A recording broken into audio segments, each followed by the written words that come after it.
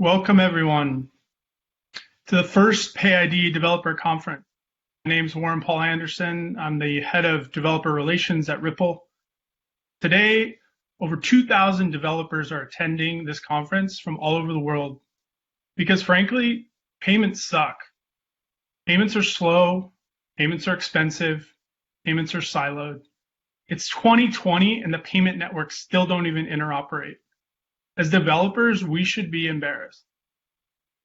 How can I be able to send an email to anyone in the world for free and it gets there in under 3 seconds?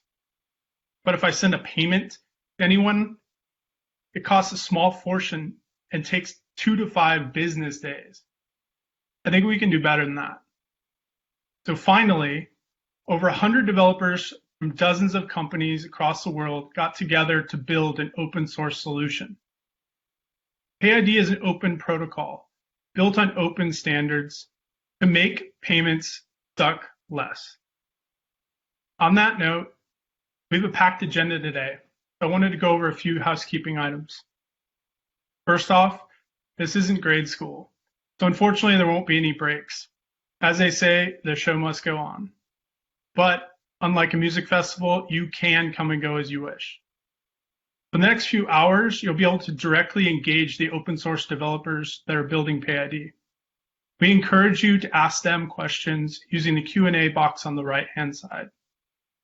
I'll be moderating the questions, so they better be good. In case you missed it, we launched PayID last week with a coalition of over 40 different companies from around the world. And today, we're excited to launch something new. A live web app that gives PayID back, the ability to give back through charitable donations. Visit payid.org/give and check it out. We'd love your feedback. We're super excited about it too. If you're having issues with BlueJeans, you know the drill. Make sure it's plugged in, refresh your browser, restart your computer. If that doesn't work, just take it apart and throw it out the window. That should do the trick. But really don't do that. Just check out the chat box on the right where you'll find some useful troubleshooting links curated by our awesome Wizard of Oz, Miguel Aquina. Lastly, we're live streaming this event on Facebook too. I'm actually sure your friends will appreciate watching something other than TikTok for a change. And unfortunately for me, the live stream will be recorded and available later for playback. Moving forward, for those of you that can't wait to start building, this afternoon we're actually kicking off a 6-week virtual hackathon with over $25,000 in prizes. We invite you to make money move like email. The sign-up link is hackathon.payid.org. We also have a public Discord channel where the devs hang out, chat.payid.org. You can find more dev talk there and give real-time feedback. We really appreciate the early feedback. And now for the agenda. Kicking things off, we have a keynote where you'll hear from Ripple executives Brad Garlinghouse and Ethan Beard, followed by a technical overview on identity from the illustrious CTO of Ripple, David Schwartz, aka Joel Katz. You'll also hear a tech talk on PayID from lead product manager Michael Zakowski, who we like to call Superman. We'll see some live demos of PayID in action, followed by some great company showcases. There'll be a 1-hour deep dive session to review some of the core components of PayID. This is also where you get all your technical questions will be answered by the devs. Finally, I'll be back later on to close out the day and kick off the hackathon. Without further ado, a person that needs no introduction, I give you the boss man, Brad Garlinghouse, CEO of Ripple. Hi, team. First of all, thank you, Warren, and welcome everyone to the first PayID Developer Conference. For me, this is a really big deal, and to me, it really highlights the fact we're all here today because we share a belief that sending money really should be as easy as sending an email. It really should be not separate payment networks, but payment networks can talk to each other. There's so many examples that we all can highlight of this pain. You know, one of my favorites that I often reference is the irony and somewhat humor of the fact that I have a Venmo account, I have a PayPal account, yet I can't send money from PayPal to Venmo without going through ACH back to my bank. like it just highlights to me how non-interoperable these payment networks are and how we can solve it. And look, PayID to me has incredible potential. It is very consistent with kind of a big picture vision of where Ripple's trying to take the world. I'll comment more on that in a second. As Warren introduced, together, PayID was launched last Thursday, and I think from my point of view, it has been an incredible response so far. We have 46 companies and counting that have joined the Open Payments Coalition. Across those 46 companies, we reach over 100 million people through those services. We have players like GoPay, Dwolla, Forte, Blockchain.com, Bitso, BRD, BitPay, Wire, BitGo. It's a really impressive list, very global. And I think we're really just getting started because at the core, PayID has tremendous potential to help enable these interoperabilities. During today's conference, you're going to hear from the engineers that helped develop PayID. You're going to learn how to build with PayID and see demos from companies that are integrating it into their apps. I thought I'd take a minute before I turn it over to Ethan Beard and talk a little bit about why PayID. Why is this important to Ripple in some ways? Since the beginning of Ripple's formation as a company, now about 7-8 years ago, the vision has been to enable an internet of value. I'll talk about what that means in a second, but it's so, Warren did a good job introducing some of this, but how is it that we can literally stream video from the space station, yet I can't send my own money across different networks, across borders easily? I see PayID as a tremendous catalyst to enabling this internet of value, to help drive this interoperability. Our goal from the beginning has been to use blockchain technology to solve real problems with global payments. We started by building the payment network we now call RippleNet and using XRP to achieve instant settlement. The key on all of that has been interoperability, from network to network, from person to person. There are long-term benefits for society and companies when they lean into interoperability. We have seen that from the beginning of my career working in data network. As Warren said, sending a payment really should be as easy as sending an email, no matter where you are. I use this example of, no one asks when you're asking for someone's phone number, you don't ask, are you on Verizon or AT&T or Vodafone or fill in blank depending on where you are in the world. You just ask for the phone number. Why is it that when we're asking to send a payment, you ask what payment network you're on? Now, if we want to enable the internet of value, if we want to see massive success with something like PayID, much of this comes down to you, the developer community. You are the group that makes this reality possible. Spring, which is really Ripple's developer arm, is hoping to help with just that by providing the open source tools and code that any developer, not just the ones within crypto, can use to fix global payments. One of the reasons why Ripple is excited about this, and I'm excited about this, is we do have relationships with lots of the traditional financial system, and we can help drive PayID not just within the crypto system, but more broadly to fix the global payment network. So last, but certainly not least, before I hand it off to Ethan Beard, I wanted to share some exciting news. And if whoever's driving the slides, could click over. So as part of our efforts behind PayID, we are going to be donating $1 million to nonprofits focused on financial inclusion, racial injustice, and clean water.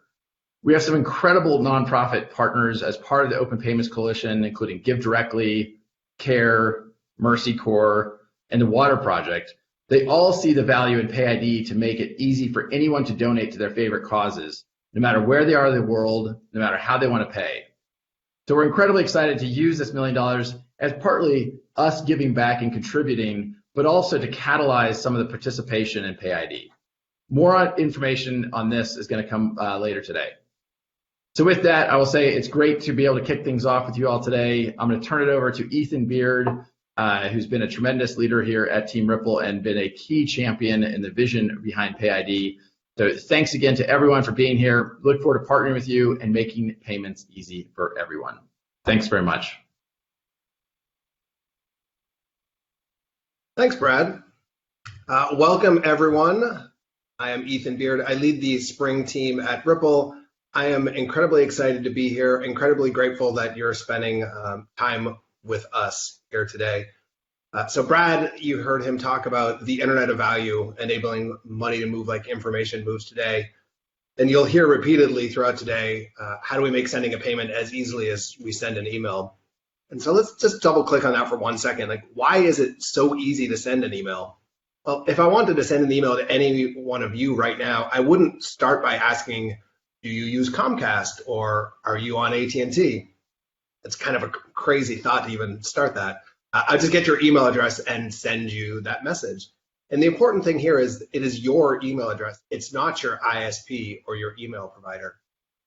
But let me walk through a recent experience with a friend that I had that I think all of you will, it will resonate with all of you. And it went something like this. We had dinner the previous night, and I sent him a text. I said, hey, let me pay you for that dinner we split. He's like, are you on PayPal? He's like, no. I'm like, Venmo? He's like, no. I'm like, Cash App? He's like, yeah, I think so. I was like, great, what's your cash tag? He's like, I don't remember, let me go check.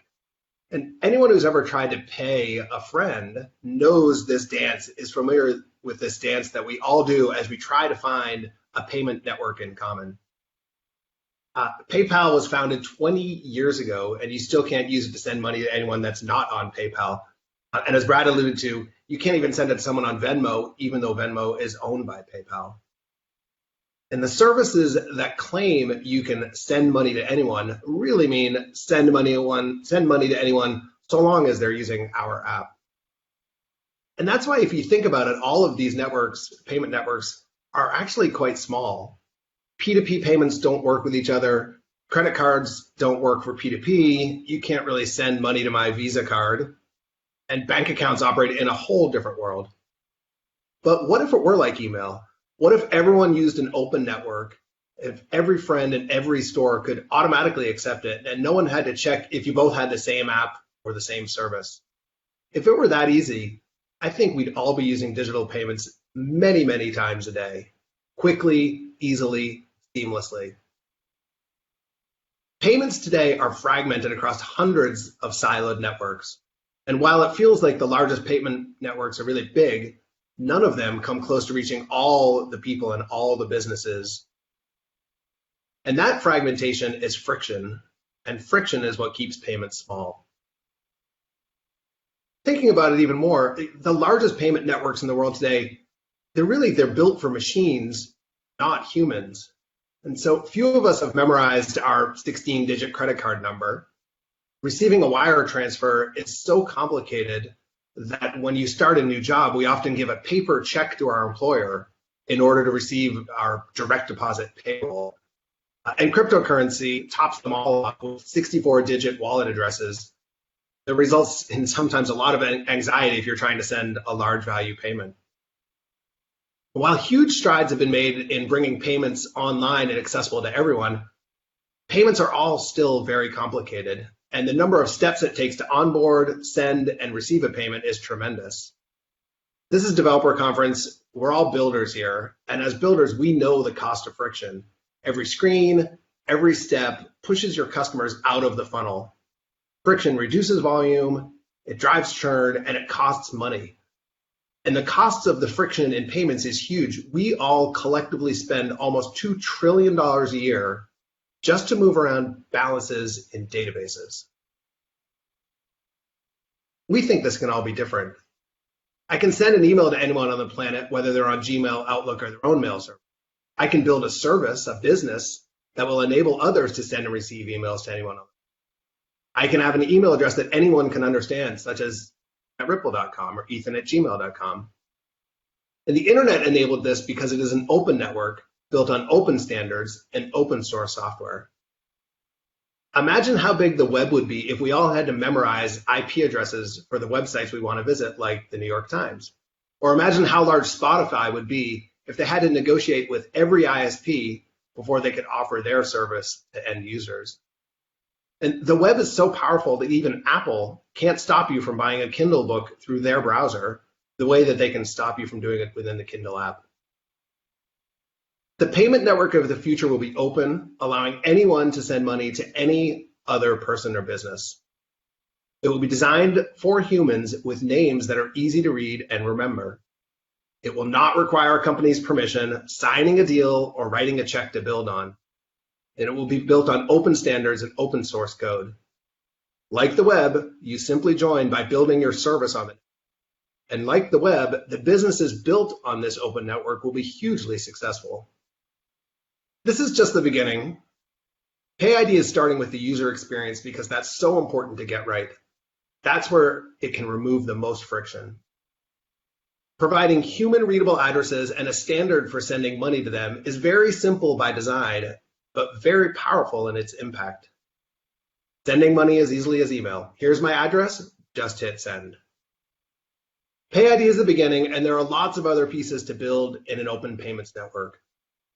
Domain names are an important part of the web, but it took HTML and browsers and servers and much, much more to make it work.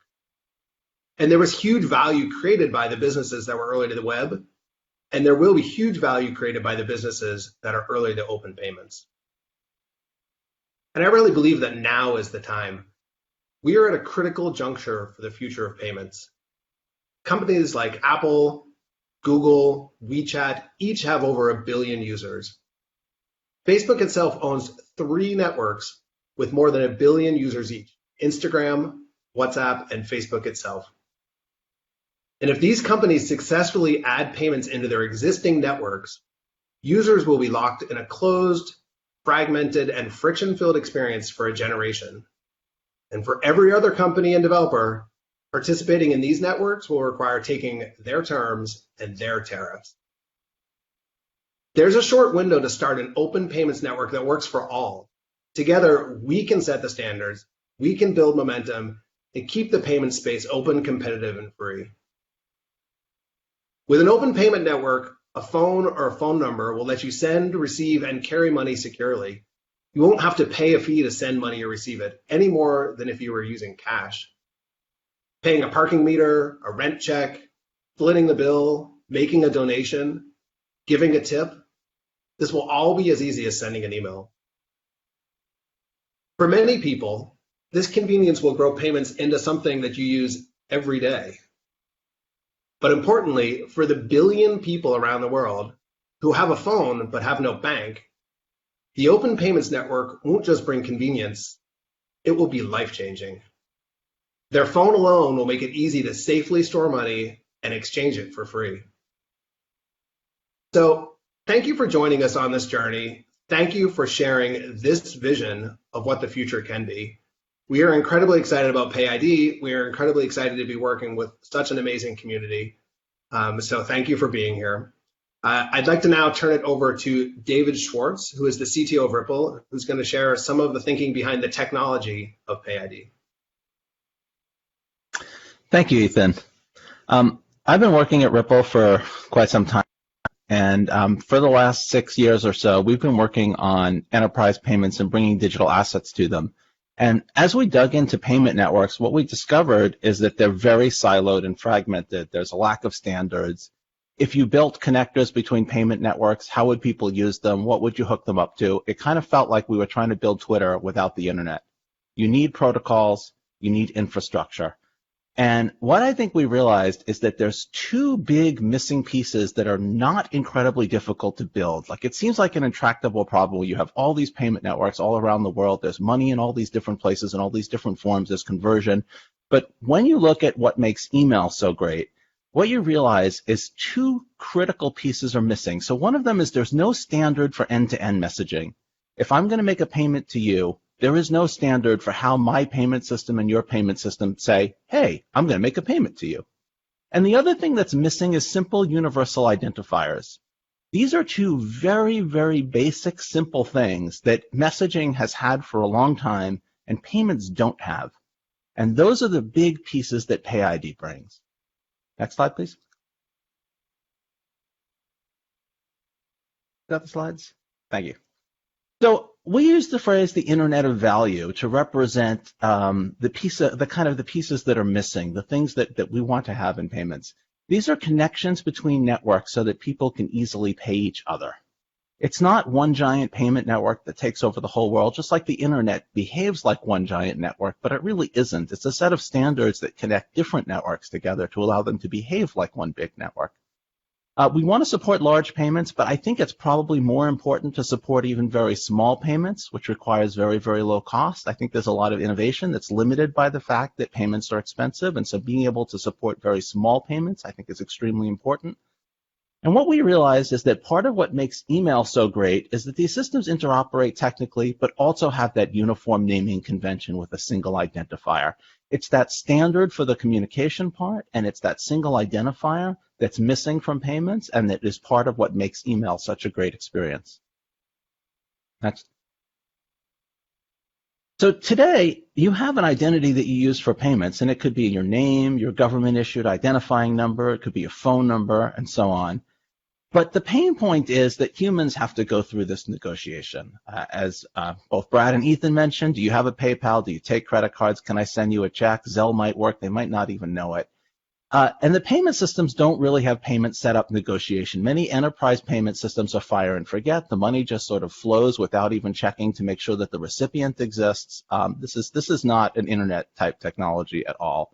In cryptocurrency, your account names are long and confusing. There's no directory of them, and they're tied to specific networks, which means if you change the sort of control, the company that you're using, or if you change your account, you wind up having to change your identity, and that risks sending money to the wrong place.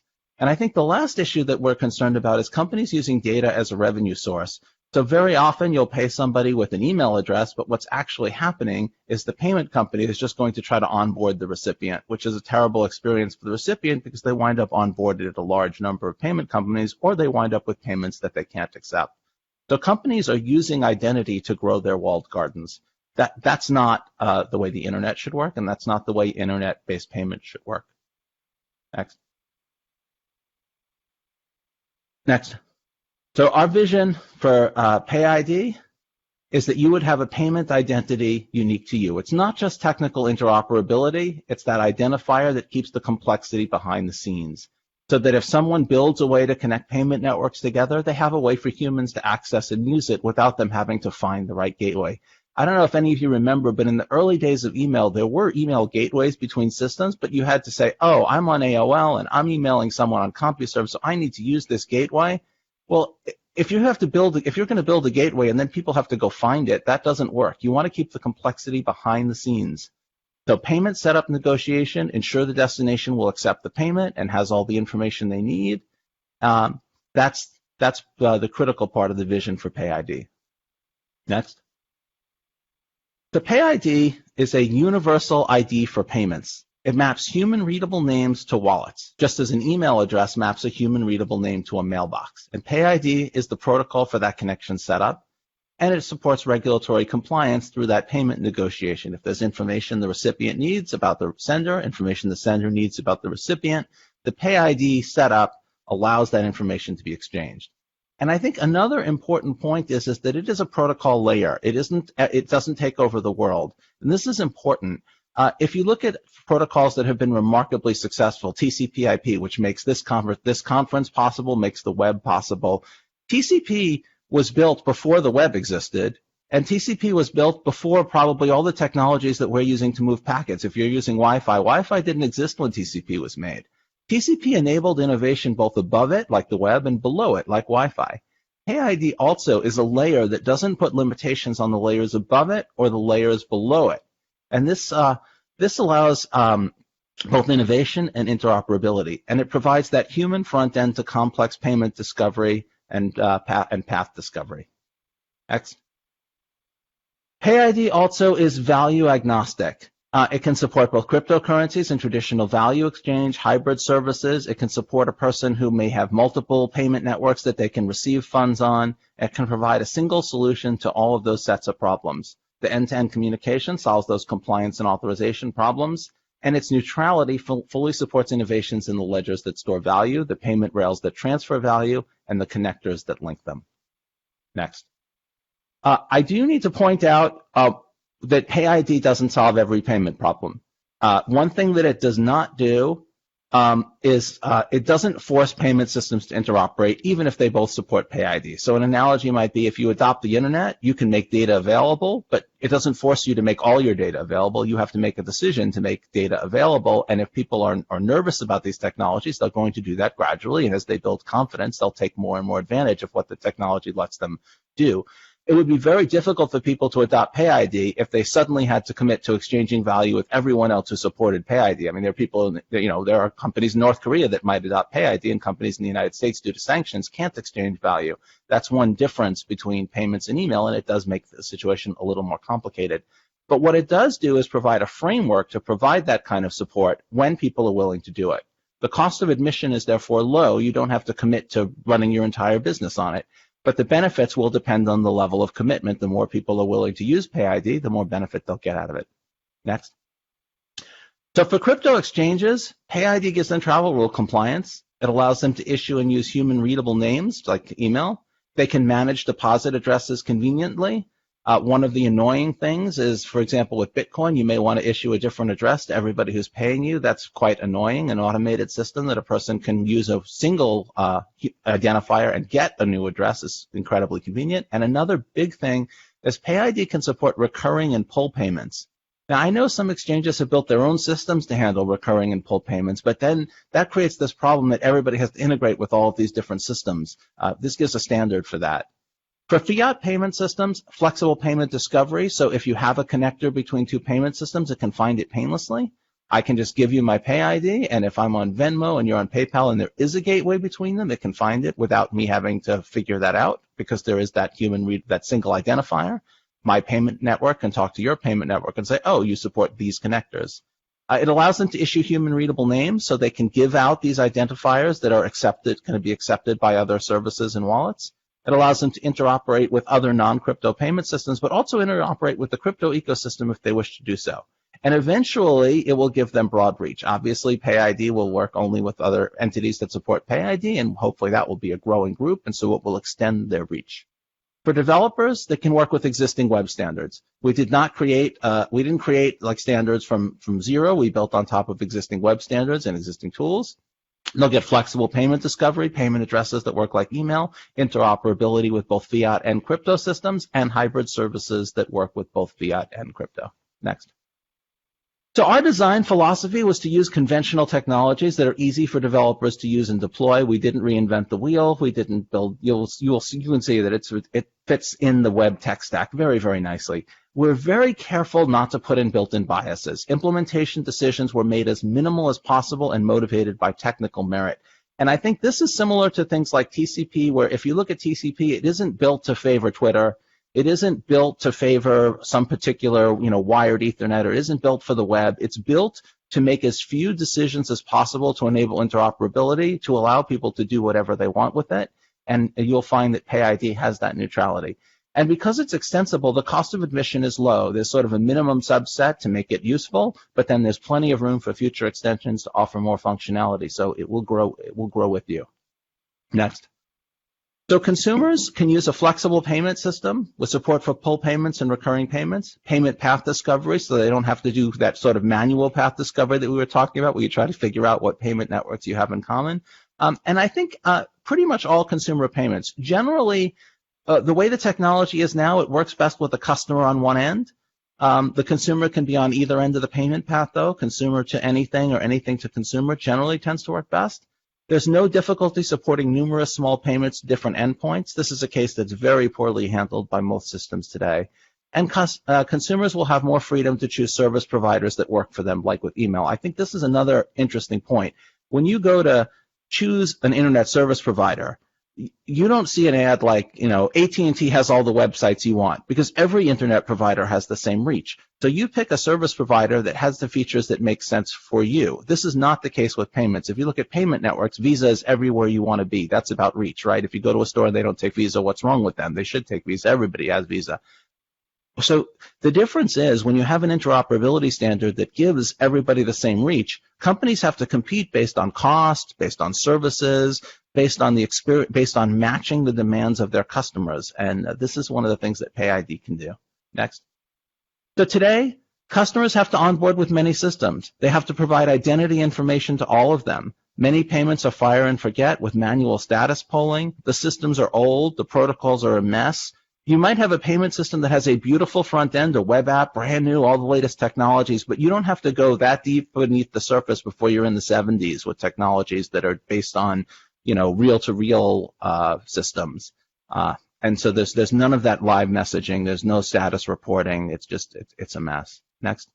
So we can make things so much better. Onboard with one service, deliver value of any kind immediately and directly to the recipient. Compliance takes place behind the scenes. Discovery of paths take place with human effort. If people build new services and build connectors, they have a place to hook them up. And success can be known before the money moves, and confirmation can be provided.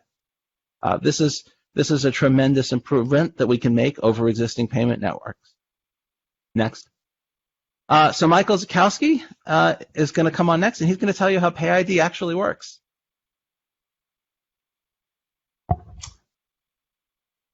All right. Thanks everyone for coming here. I'm Michael. I am the lead of product at Spring, and I've been working on PayID for the past several months, and really excited to be showing off PayID here. Awesome to see how many people have come out to the event. So we've heard from a bunch of people about why PayID and what it is, but I think most of us here are devs, so let's get down to brass tacks and see how PayID actually works.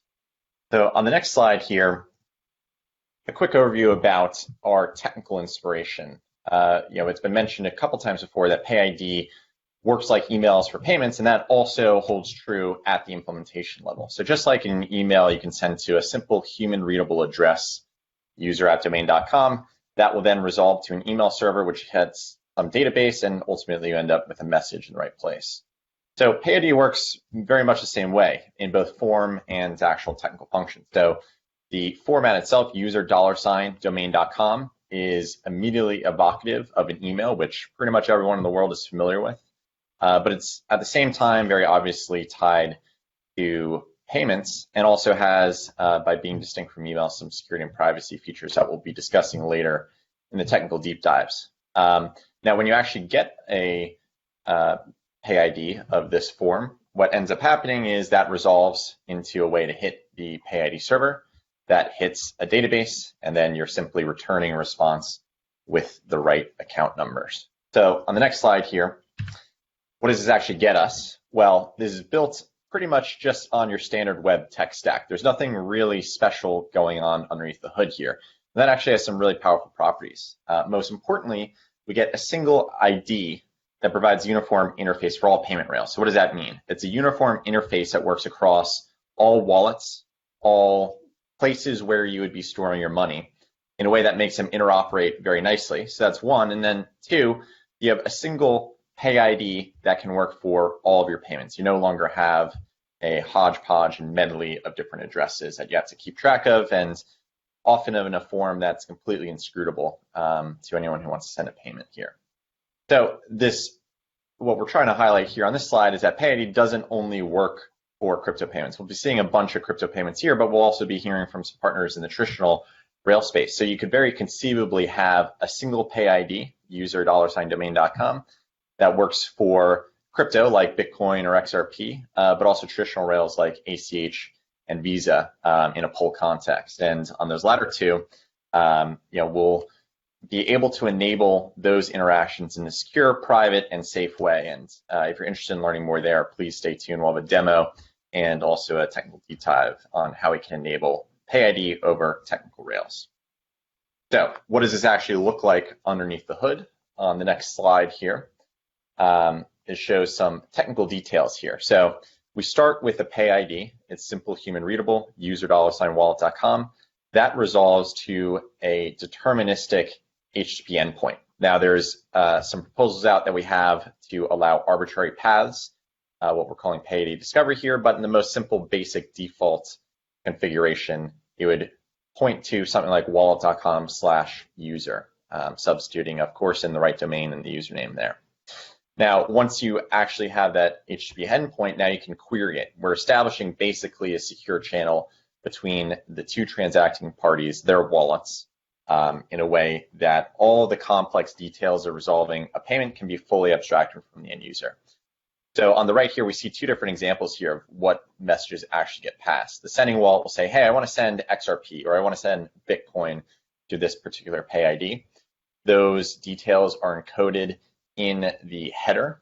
We also have a version number in there, but we see a simplified version here also of the response. So we're just returning a simple JSON object that has all the details that you need, the address, the metadata, things like memos that can complete the transaction.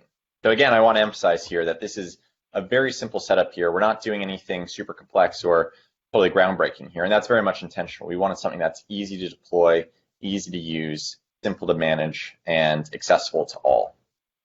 So on the next slide here, we see what this actually can be extended to. So we start with a very simple set of bits, a secure communication channel between wallets, and a way to find that in a human readable and user-friendly way. And then you can expand that in a really large number of interesting ways. So we've thought of several of these. I'm sure there are many, many more that are possible here. But some of the examples here that we'll be touching on today are things like checkout, using PayID in more complex ways than just a push payment. Things like polls, subscriptions, recurring payments, verifiable PayID, which are some security enhancements that I touched on. Compliance and travel rule, a very important issue facing the space today in crypto, and obviously is really fundamental to payments generally. Ties into digital identity, forwarding and aliasing, your standard web stack things, and then roll out of more complex protocols, things like Interledger, another thing that we work on. So that's an overview of how PayID works technically. How, if you're a developer, what does this actually mean to you? What does this look like to integrate into your application? So on the next couple slides here, we break this down into two different problems, really. There's first the receive. How do you give users on your application PayIDs, the ability to receive funds within your service or application to a PayID? So long story short, PayID really breaks down when we say PayID. There are kind of two things that we talk about. One is the open source standard, the set of rules that PayID follows. And then there's also implementation. We've rolled out a reference implementation server. It's built solely on the tech stack. It's really simple, easy to deploy. I've deployed it several times myself. I'm very much not infra developer, so it certainly points to how simple and easy it is. And then once you, at least in our reference implementation, there's a private API that's really simple CRUD style user management that would integrate very seamlessly into an existing account system or on a standalone basis. And of course, this is only a reference implementation. Anyone is welcome to download it. It's available on GitHub under the PayID organization and maintained by the Open Payments Coalition. But anyone, of course, is welcome to build their own implementation against the PayID standard. So please, if you're interested, check out both the reference implementation and the standard, both available in the GitHub repositories. Go to payid.org to get a link to there. So that's one side of the equation. The second side here is send. So what if you actually want to enable your users in your application to send to a PayID? So this is even simpler than the receive part. There is a standardized HTTP API. It's super easy to query either through curls or just standard API queries. We also have on Spring team a Spring SDK that exposes all the things that we work on, among them PayID. And it's a super simple client, lightweight, easy to get into your application, and does all the work for you in just a few lines. So a variety of options out there for you, and where more will be developed in the near future.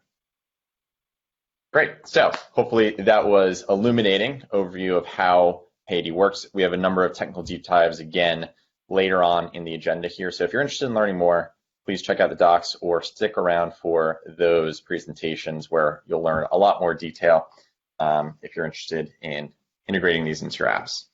So let's move past this here and into the interesting parts where we actually see demos. So first we're going to kick things off with the charity application that Brad announced earlier. So we're super excited about this. We're committing $1 million overall across a number of different initiatives. This is the first component of that initiative. So on the next slide here, we see here, if you're interested in checking out today, please go to payid.org/give. I'm going to show you guys right now here an example, a walkthrough of how this actually works. And our goal here, really, I think we can all admit that it's a pretty crazy time to be rolling out some technology. And so we wanted to couple this rollout, launch of PayID, as well as this conference with a way to also do some good while learning more about PayID. And so we're really excited here to have this application where you or anyone can log in, get some funds from courtesy of Ripple, and donate to a number of really high impact charities. So let me share my screen here, and we will dive into how we go about and do it.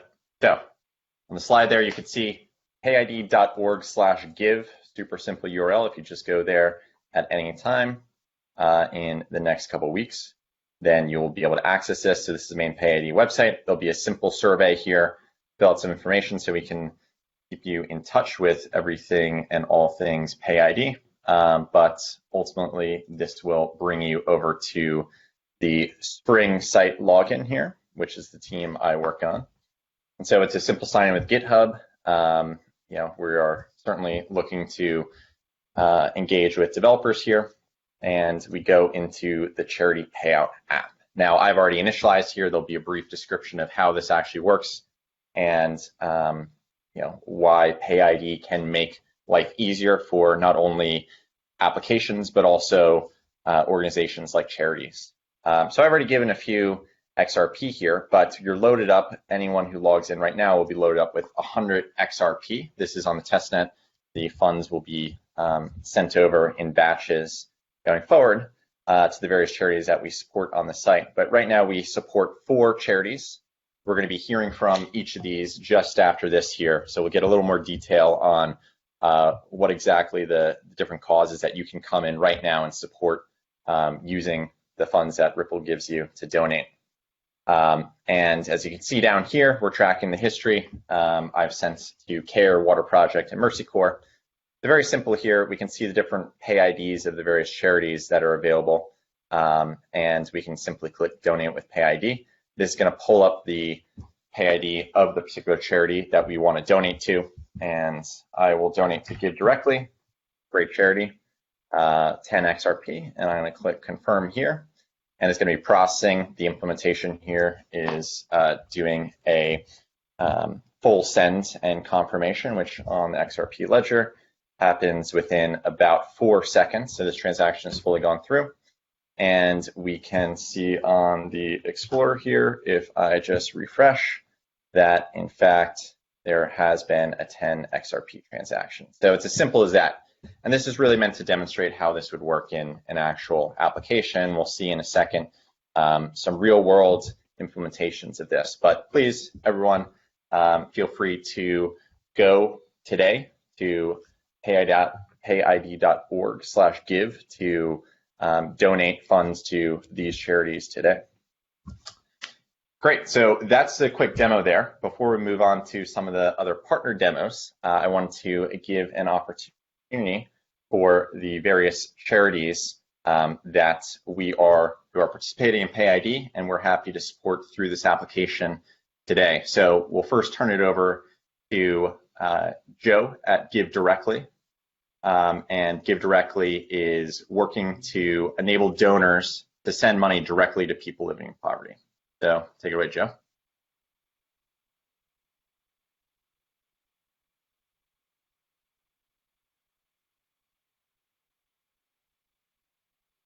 Joe, I think you might still be muted.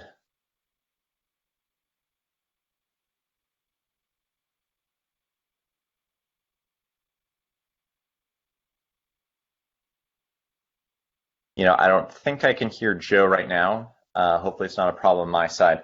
Why don't we come back to you, Joe, if that's all right, towards the end, and we'll go straight then to Alejandra with CARE, who is one of the largest charities in the world fighting poverty globally. Hi, can you hear me? Yes. Hi, so I'm Alejandra Villalobos, the Executive Director for the Western Region for CARE. CARE is a leading humanitarian I apologize, there's a problem with my sound. I can hear you just fine, Alejandra. Great. Okay. So CARE is a leading humanitarian organization fighting global poverty with a focus on empowering and meeting the needs of women and girls. Last year, CARE worked in 100 countries and reached more than 70 million people, doing everything from domestic violence counseling in Rwanda to granting business loans to Syrian refugee women, providing critical sexual health services to women fleeing Venezuela. CARE has been supporting financial inclusion globally for over 30 years, first as a leader in the early microfinance and impact investment sectors, and more recently through our Savings Group initiative, which is on track to increase access to finance for over 60 million people worldwide, including 50 million women and girls by 2030. Since March, CARE has responded to the COVID crisis in 67 countries. We've reached close to 10 million people directly in the last few months with life-saving hygiene kits, food, cash, and information about preventing the spread of the virus. We're excited to have the opportunity to participate in PayID, to use it to receive charitable donations in any payment form, including crypto. Thank you again for this opportunity. All right, thanks so much. So next up, we will hear from Alpin at Mercy Corps, who helps communities achieve prosperity in the face of disaster and helps alleviate poverty. Over to you, Alpin.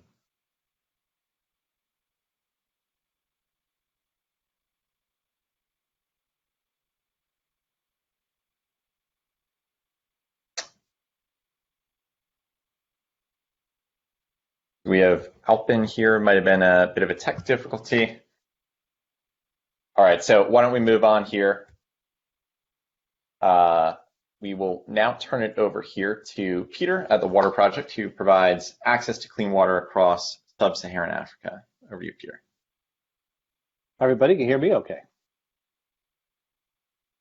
Yes. Great.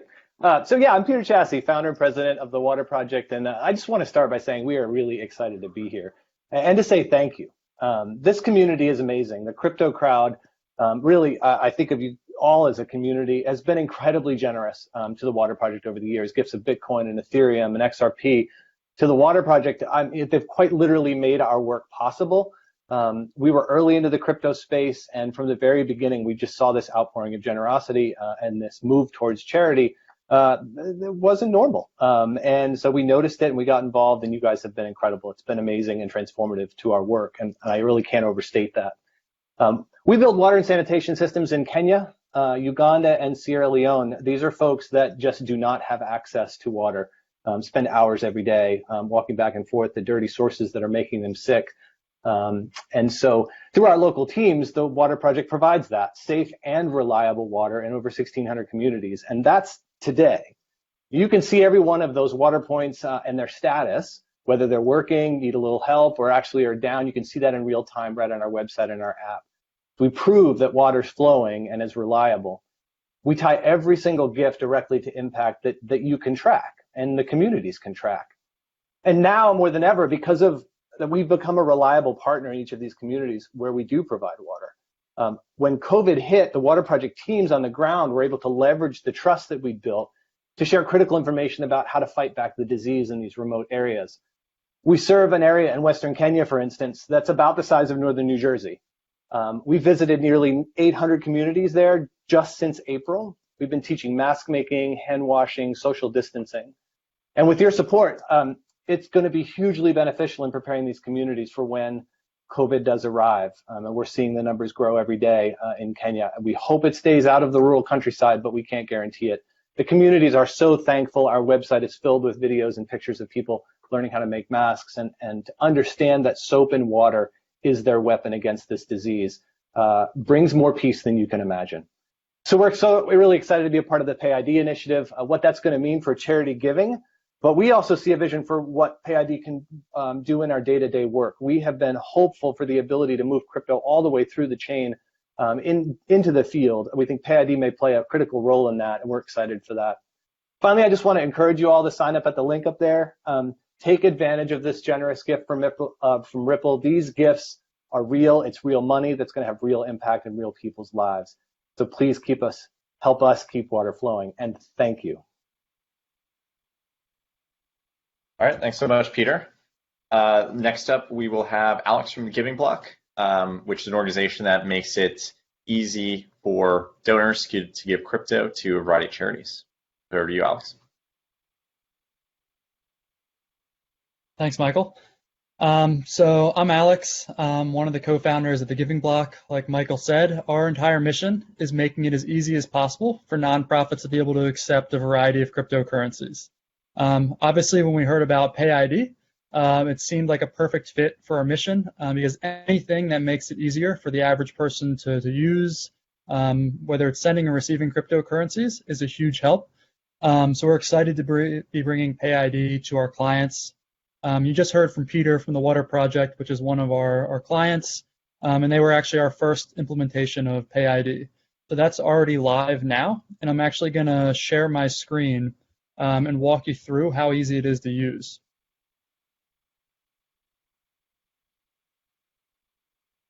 Michael, is that coming through? Yep. Awesome. So this is the Water Project's donation page here. And if you scroll down here, they have an option for their other ways to give. And then you're going to get this pop-up, which has our cryptocurrency donation widget over here on the right. Down here, you'll see the option that we added for PayID. So if you click PayID, then it's going to give you an optional form to leave your information if you'd like. If not, you can click this box and continue anonymously. Then on the next page, it's going to ask you how much you want to donate. Or pledge in this case, let's say $100 for the sake of the example. Then you're going to click pledge. It's going to confirm that you want to donate $100 worth to the Water Project. And then on this last page, it's going to give you the PayID that belongs to the Water Project. So this address is already live. So you could go on to Bread or BitPay or any of the other wallets that have PayID already integrated and send a payment directly to the Water Project for any of the supported cryptocurrencies. And those payments will go directly to the Water Project. So feel free to, in addition to making those testnet donations, go ahead and try it out with, Bitcoin or your favorite cryptocurrency and give it a shot today. So appreciate it. We're looking forward to getting other nonprofits onboarded with PayID and think it's going to be a game changer for making it easy for nonprofits to accept crypto. Awesome. Thanks so much, Alex. So we'll circle back here to the top of the batting order. Certainly, it's not a video conference without some technical difficulties, so we'll turn it back over to Joe, give it directly.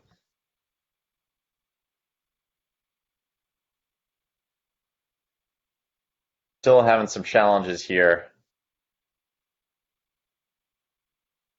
Can't hear you now. All right, well, we'll put in a pin in this. Let's circle back here after our next two demos because it actually will transition very nicely back into Give Directly here. And we'll also check back in with Mercy Corps after these next set of demos here. But overall, please go, if you're interested, to payid.org/give and give the chance to give other people's money to some of these great causes. So let's now move on to the partner demos here. And these are going to highlight in a few different ways how PayID can improve user experience across common payment use cases and also beyond. So first, we're going to start with something that hopefully is very familiar to the entire audience, a peer-to-peer payment. And for that, we're going to have one of the leading non-custodial wallets, BRD, one of our close partners. And Adam there is going to show how PayID is now a part of BRD. Over to you, Adam. Great, thank you very much. Greetings, everyone. I'm going to go ahead and share my screen here. Bring up a couple slides. All right. Whoop. All right. So my name is Adam Trademan. I'm the CEO of BRD, and we're excited here to be a part of the PayID Developer Conference today. Since the beginning of BRD, we've always been focused on simplicity and having a great user experience for our users, whether it's in our consumer wallet app or in our enterprise product Blockset. When we started the company, we really focused on mainstream adoption of cryptocurrency and digital assets. Part of our vision was to be able to make crypto as easy as sending or receiving an email. And so with the launch of PayID, we can finally realize that portion of our vision. And today you're going to be seeing a demo of the consumer app with PayID support. But just to talk briefly about what it was like to perform the PayID integration. So fast, better and easier than expected. It took us about 3 weeks in terms of calendar time, one developer across both the iOS and our Android platforms. The PayID dev team at Ripple was very receptive to our feedback, quick bug fixes, wanting to make improvements, and the features and function of how it works just really integrates well with our focus on UX and simplicity, anything that makes it easier for consumers and mainstream adoption of crypto. The user feedback since we released PayID in both of our apps on both app stores has been positive, and we're excited to be here today in order to show you a quick demo. So I'm joined by Adam Zadikoff, who's BRD's COO, and he is going to show you a demo of the BRD consumer app here shortly. Thanks, Adam. Yeah, thanks. I'm also excited to be here. Thanks for having us on. I'm going to share a quick demo of how this works within the BRD app. Looks like Adam and I showed up in uniform today. That's good to see. And all right, so I'm going to just share my screen here. All right, can everyone see that? We've got an iPhone with the BRD app loaded. So I'm just going to open up my app here. And beauty of PayID is how simple and quick it is to use. So you'll have to follow along here as I move quickly through this. I'm just going to send some Ethereum. I've already saved the PayID I want to use. Within the BRD app here, the nice thing is that we detect the PayID, we ensure that it is a valid ID with a valid address behind it. So behind the scenes, we do a really quick check to make sure that you actually have a valid address that you're sending to with that PayID, and then just send $5 worth of Ethereum over to Sergio. Click send. Make sure it all looks right, and off you go. That's pretty much it. It's as simple as that. And the nice thing about the PayID is you can put that into as many different currencies as you want. If that PayID accepts various currencies, you can use the same one across Ethereum, XRP, Bitcoin, all of those. That's it. I'll hand it back to Michael. All right, thanks so much. It's really exciting to see after the entire coalition for several months on this launch here. So it's great to see it in the real world, live in a really phenomenal wallet that's focused on making the user experience as easy as possible. So awesome to see the interoperability benefits and the human readability aspects. So now we noticed that if you're paying close attention there, the PayID that was sent to in that example was to Sergio, who is at the Tangum wallet. So now Sergio is going to be showing us here in just a second how they are thinking about integrating PayID and have actually integrated PayID. So we'll see the transaction that was just sent out in the previous demo in just a minute here, but I just want to touch on one of the key philosophies behind PayID, which is security. We operate in a world where real value is moving, and we want to make sure that we are protecting users to the greatest extent possible. So PayID is really built around security. There's a deep dive later that I welcome anyone who's here to please attend. It'll be on the same presentation that dives into how we are addressing security at a technical level. But first here, we will see from Sergio here, who is with Tangum, which is a hardware wallet that's focused on both security as well as user experience. So I'll turn it over here to Sergio, who'll show how PayID is a perfect match for that type of environment.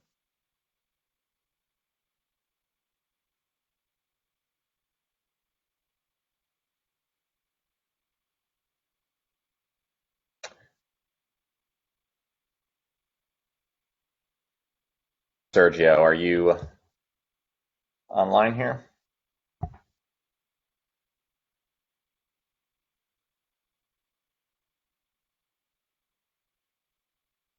All right, looks like the presentation, the video conferencing gods are not favoring us here today, but we'll try to circle back to Sergio in just a second here, and we can complete this demo and then also hear from the final two charities. But before we go there, we'll give Sergio a chance to debug any technical difficulties that are happening on his side. Let's move on here. We've been operating here in the world of peer-to-peer payments, where you have improved user experience, the ability to send the multiple currencies to the same PayID, where the transactions are completed on a number of rails. But so far, we've only seen push payments, and that's great in a peer-to-peer context. But the reality is that things like e-commerce and other transaction types that are common in all of our lives typically happen in a pull fashion. And there are other more sophisticated transaction types like subscription payments. So if Sean is on here, we're going to move on to the next demo here with BitPay. And this will be more of a high-level presentation. But what BitPay is going to be showing us here, and that's in a few slides here, Miguel, is how we can actually use PayID to enable these new types of transactions, at least new types in the crypto world. So I'll turn it over to Sean. Awesome to have BitPay here. Obviously, great to learn and see how the leading companies in the industry are actually thinking about implementation. So over to you, Sean. Thank you, Michael.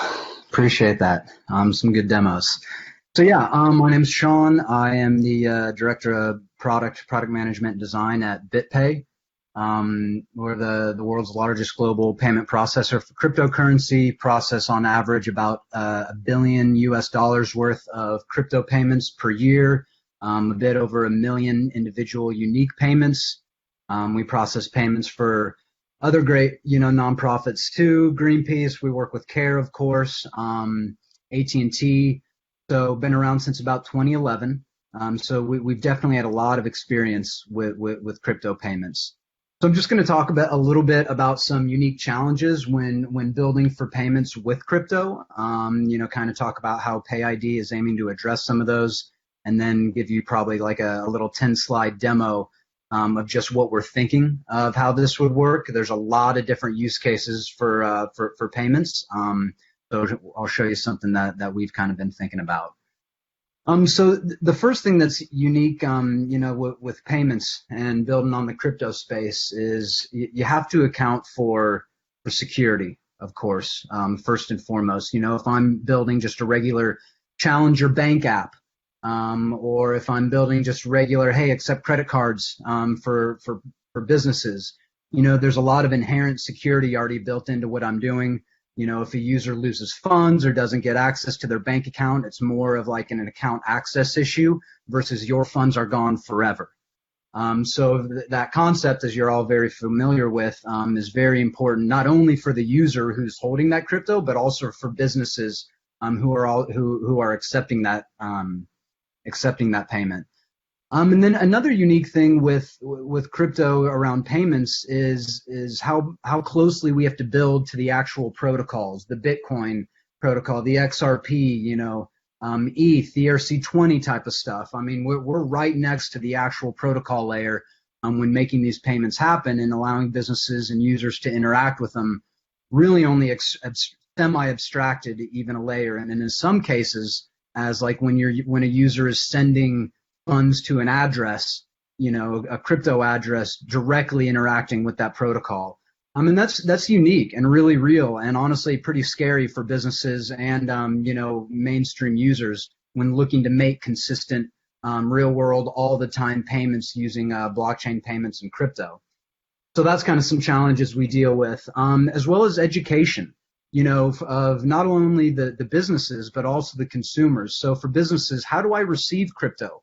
How do I set up a wallet? For consumers, again, how do I pay to this weird address? What if I mistype that address? Are my funds gone forever?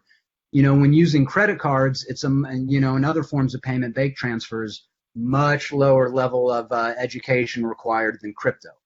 So that's what I'm really excited about, and BitPay is really excited about around PayID. Is this allows the users to operate with payments specifically and sending and receiving across all forms, not even just crypto. Allows them to do that without having to be, so worried and such a huge level of education that they need. Again, kind of referencing like, what is this address? Wait, I want to pay with Venmo. Wait, I want to pay with PayPal. Wait, I want to pay with ERC20. That's all different types of learning. So we love that PayID is kind of focusing on bringing all of those together. And the easier that it is for consumers to pay from whenever capacity they want to, from wherever they want, with whatever they want, the easier it is for businesses to accept payments, to make money, to ease commerce. Reducing that friction for payments is such an underrated kind of concept and really drives a lot of growth globally. When payments across the world, the friction is dramatically reduced. So we really love where PayID is heading with that. So I'm going to show a quick demo here about just, this isn't in production, but this is just something that we've really been thinking with PayID around payments. I'm going to go ahead and share my screen.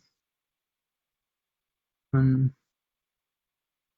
I think I'm sharing now. Okay. So this is a standard BitPay, what's called an invoice. Or this is, once a user is on, you'll see Newegg here. That's a global electronics provider. You can buy computers, things like that from them. But when you click pay with BitPay or I want to buy with crypto, this is the first screen that pops up. And you'll see we ask, hey, where are you trying to pay from? Again, there's so many different options where a user can pay from with so many different issues on how a payment can happen. You'll see PayID here. When a user's like, oh, I have a PayID, I'll click that. So next we'll go, well, enter your PayID. Let us know who you are or like where you're trying to pay from. A user enters their PayID, and maybe that PayID is specifically in this demo related or attached to their BitPay app. So this is kind of inverse, where a user tells us or the business, hey, here's my PayID. That means here's where I want to pay from. And next we'll show, okay, we're going to connect to your PayID here, and we're going to authorize that. And then, so now this is going to switch. That last screen was about a user paying on their desktop, which is about 80% of all payments start on the desktop when paying. But now this is switching to a mobile flow where majority of crypto is held on mobile devices. So this is mobile. It's like, okay, wow, oh, I just got this payment request into my BitPay app. I want to pay Newegg. And BitPay app knows this is you, because on the background with the PayID servers, it's registered with this BitPay app. Okay, cool. I'm going to open it up. I've got Bitcoin, I've got Bitcoin Cash, I've got Ethereum wallets. Which one do I want to pay with? I'll select Bitcoin. Here's kind of the details of the payment that you want to do. It's going to Newegg. You're paying with Bitcoin, the exchange rate. This is how long the exchange rate is guaranteed, and the total amount of Bitcoin. It's already pre-filled with me through that back-end communication. Again, like it's lowering that level of education needed, lowering the error chances, the chances for error. Okay, I'm gonna slide to pay this. I agree with all the transaction details. Great, payment sent. Now I'm looking at my desktop here. Success. It automatically communicates again on the background utilizing BitPay payments as well as PayID. And now you've just successfully utilized your PayID. Pay with any cryptocurrency. You didn't have to enter an address. You didn't have to be worried about making a mistake with too low of a fee where it never confirms. The business is confident they're going to get that money on time every time, and they can release the goods and services. So again, that's kind of how we're looking at it going forward, and really excited to see where this is going to go and taking part with PayID. That is all I had there. Awesome. Thanks so much, Sean. So just want to touch on again here. I love that flow. That demo is awesome.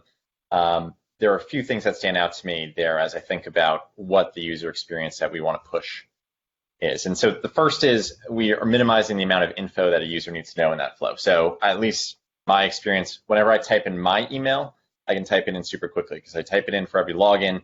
I know it's familiar, it's related to my name, so it's pretty easy to type. Much faster than when I have to type a new email that I haven't seen or copy and paste it. So in the peer-to-peer flow, you certainly get a massive improvement over the current status quo of sending to a complicated address. And in this flow, you get even another improvement, another level of improvement where you only really need to know one thing as a user, your own address, and that's super simple to know. Second here, we're telling the users what they can pay with rather than having them either requiring them to know up front or making them guess. So you put your PayID in, you're automatically resolving what the shared rails are, and you're saying here are the options, and you get to very easily select one without having to know that in advance. And then finally here, just with all these demos, we're just emphasizing the protocol abstraction that comes here. The user doesn't really have to understand anything at all about how to pay in that demo. All they need to know is here's my PayID, and I can figure out, it tells me, holds my hand the rest of the way down. So really awesome to see that. Now we're going to move on to a related demo here that we at Spring have actually been working on. So we've seen here with Sean's awesome demo how checkout can work. So let's see this actually live in practice here. And we're actually going to show a slightly more complex payment even than what we just showed there, which is a subscription payment. And I'm really actually personally excited about this because subscription payments are really tricky to do in crypto today. So Neil with the Spring team is going to show us how that can be achieved using PayID in any wallet. So over to you, Neil. Yeah, thanks, Michael. So I'm Neil Hartner. I'm a developer at Spring, and I'm going to give you a demo of what we're calling PayID Commerce. And as Sean and Michael have highlighted, we want to give a sort of seamless checkout type experience, something similar to like a PayPal checkout that people are familiar with, but using PayID, where the user simply has to put in their PayID, and between the merchant system and the wallet of the PayID, they can negotiate what the payment is supposed to be, and maybe even more additional details like shipping address. That might be in the future. And I'm going to show subscriptions because this shows kind of a interesting and tricky thing to do with crypto, which is even if you're not doing a subscription, a lot of times when you buy goods online from, say, Amazon, they typically don't charge you. They might authorize your credit card, but they don't charge you for the funds until they ship the goods. Whereas with crypto payments, you're typically paying upfront, and if the merchant later on discovers, oh, I'm back ordered, I can't fulfill it, then they have to do a refund, which can be kind of tricky with crypto, especially if the address you paid from is not where you want to get the refund sent back to. So it'd be really nice if merchants could wait until they're ready to charge you in order to pull the money from your account. And a subscription is just one form of that, where I could have a subscription for Netflix, and although I may sign up for Netflix today, they may not charge me for that subscription until a month later. So I'm going to share my screen here.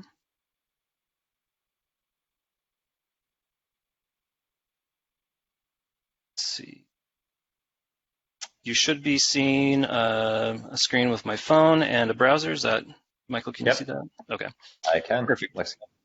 Okay, so we created a site. This is just a toy site, but it is live. It is public. You can go visit it. It's chefxrp.shop. You could imagine it being, the premier site of cross-border food delivery, being XRP.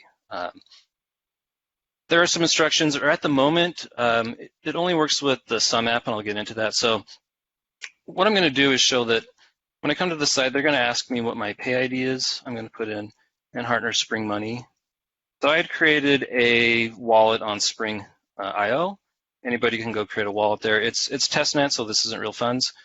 And then what I've done, so I'm going to log in with my PayID. Using that PayID, ChefXRP site is able to look it up and figure out that I do have a wallet that supports XRP.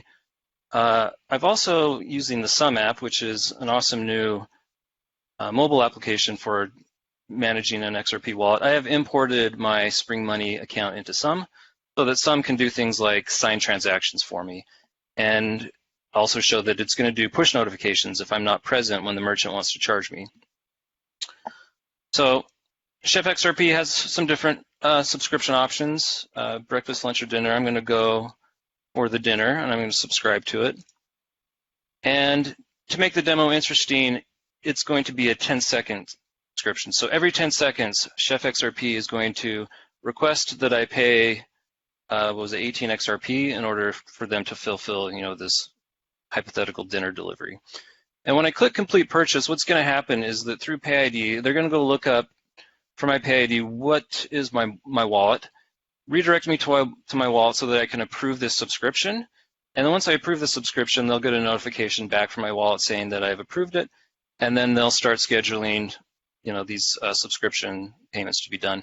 And then I'll be getting payments from Chef XRP through my Sum app asking me to actually pay them. So let me complete purchase. And you can see it's figured out that I need to go to Sum, and I've got a notification here on my phone I'm going to click into for Sum.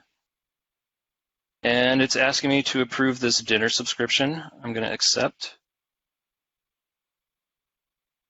And now it's going to redirect. It's been notified the merchant that the subscription is complete. I'm even going to close the tab, close Sum. So what should happen here in is about 10 seconds. The merchant backend system for Chef XRP is going to request payment from my Sum wallet, and then I'm going to be able to open that up and approve it. Waiting. Let's see, maybe that's.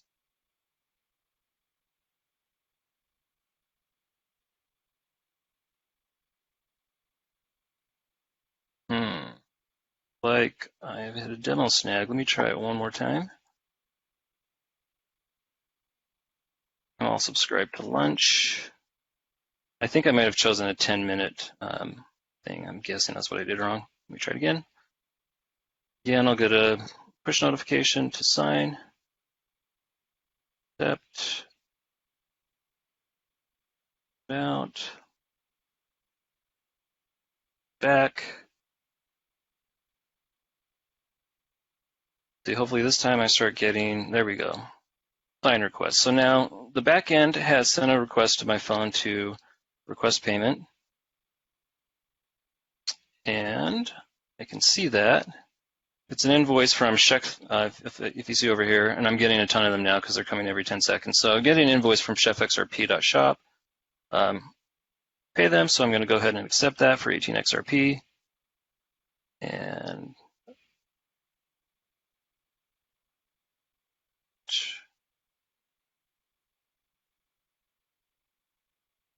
close, and I'm getting spam now, so what I'm going to go do is go back to Chef XRP, and I'm going to cancel my subscription. And this will then stop these subscription payments from being requested from my wallet. And I can even go into my Spring Money wallet. If I hit refresh, I can see that I sent a couple payments to chefxrp.shop for 18XRP. So that's shown the end-to-end, the ability for the merchant to pull a payment from me. And this was done through a non-custodial wallet where obviously, like I as the customer have control whether I want to pay that or not. This would work even better in a custodial flow. If I'm asleep, my custodial wallet on my behalf could approve that payment for me. And so we think that PayID Commerce will be a nice way to give that PayPal, e-commerce checkout experience to customers. And we'll be doing a deep dive later on to go into more details about how this works and answer some questions on that. So hand it back to Michael now. Thank you. All right, thanks so much, Neil. Neil is well on his way to feeding his family here with multiple subscriptions, but that was an awesome demo. Just want to touch on a few things there. We're able to start with some really simple bits here with PayID. You use a human readable name to establish a internet connection effectively between the sender and receiving wallets, and you get some really powerful experiences out of that. You wouldn't be able to have that notification system, that recurring payment paradigm without that connection. And in the context of crypto, that's really a net new thing. You can't do that if you're just starting with a blockchain address. And outside of crypto, there's some really exciting applications too, having a uniform interface, as well as potentially empowering users here to manage their own subscriptions and have better control over their funds. So a few things to follow up there. First, quick shout out here to the Sum app, doing really amazing work with thinking through custodial or rather custody of keys and approvals of transfers. Vite Wind has done a ton of great work on that. If you are interested in checking out the Chef XRP demo, there is a blog post right now on spring.io. If you just go there and go to the blog, that gives you all instructions of how to replicate it yourself. Like we said, this is something that really proof of concept works with the Sum app, but potentially in the near future could work with any wallet that chooses to integrate into this PayID open standard here. And if you are interested in learning more, please stick around for the technical deep dive later. All right, so let's rewind in time here just a bit. Let's go back. Last time we checked in in peer-to-peer space, we left the BRD team who had just sent a transaction to Sergio. So just to refresh everyone's memory, PayID is really designed with security in mind in addition to user experience, and the team over at Tangum has a similar philosophy, great user experience while providing strong security through a hardware wallet. So we'll turn it over here to Sergio, who hopefully, I know ETH isn't the fastest network out there, but hopefully by this point, he'll have received his Ethereum that Adam had sent him. So over to you, Sergio. Hi, Michael. Thanks for handing off. I'm great, and I'm happy to announce that although ETH is not the fastest network of them all, we can instantly check on my Tangem card, and we see that we have quite some balance there, 0.049. If we go in the Explorer, we'll see that the latest transaction came 23 minutes ago, and it was 0.021 ETH. So yes, it works perfectly, and as you can tell, on the Tangem app, we've just developed the PayID functionality. So when we tap a card on the screen, you can then check how to load this card, and my PayID identifier is just there at the bottom, sergio.eth@payid.tangem.com. How do we get here? Well, Tangem has always been very proud of its interoperability framework. So I did also prepare a couple of slides on this, on slide 38. We come from a background of secure chips and embedded chips. So the one chip you see in this Tangem card comes from 10 years of development. And specifically what we manage is to grasp the most complicated parts of secure chips handling and the most complicated parts of cryptography and have them coexist together in a secure element. So we use a secure element as a processor to compute cryptography, and specifically for combining signatures for SEC-P256A1, Edwards, RSA, basically anything that the modern systems require, obviously including blockchains. So we've always been very proud of our interoperability, and the demonstration is that we have this beautiful set of cards for every single cryptocurrency in the market. This is possible because, as is shown in the slide, we have a very clear distinction of the layers that make this possible. At the bottom end, we use secure element chips. Currently, we're using secure cores. We're also having better plans in the future. There are EAL 6+ rated by common criteria, so the maximum type of security you could find. Just to give you an idea, passports and credit card use EAL 4 and 5 standards. Then we developed a firmware, and of course, being it installed on permanent hardware, it cannot really be open source for security reasons. It's audited by Kudelski Security. Mr. Jean-Pierre Omasson himself, who wrote Plague 2, is our auditor. And then that's open. Then the NFC protocol is open. All the NFC methods that you can use to interoperate with the Tangem cards are open. We also published some Android, iOS, and also some framework like capacitor SDKs, open source on GitHub. You can find them at github.com/Tangem. So any developer can really build applications based on Tangem, and we have a bunch of examples later. And then because of the full interoperable nature, because of the various signature schemes supported, any type of blockchain asset can be connected to a Tangem card. The way it works is, as I showed earlier, we basically took an existing mechanism of private key and public key and made sure that the private key is generated in a card and stays in a card for its whole life. So the full life cycle management of the key is contained within the secure chip here. Generation, safekeeping, signature provisioning, and deletion of the key. It's all done through NFC commands, and the private key can never get out of the card. Because of this, the only way to hold this key is to physically own the card, and the only way to present it is to tap it on an NFC terminal. So we made it super easy, even for your grandma, to be able to verify, use blockchain assets of all sorts, and to transact. And that's why we're very happy that we have met PayID. We are also particularly proud to say that the integration only really took a week of time. It's just a matter of spinning up a server that is all prepackaged and integrate the UI to create a PayID, assign it to a card, and to then receive the funds on that PayID. On the following slide, I explain how a few of our business partners have started to use this.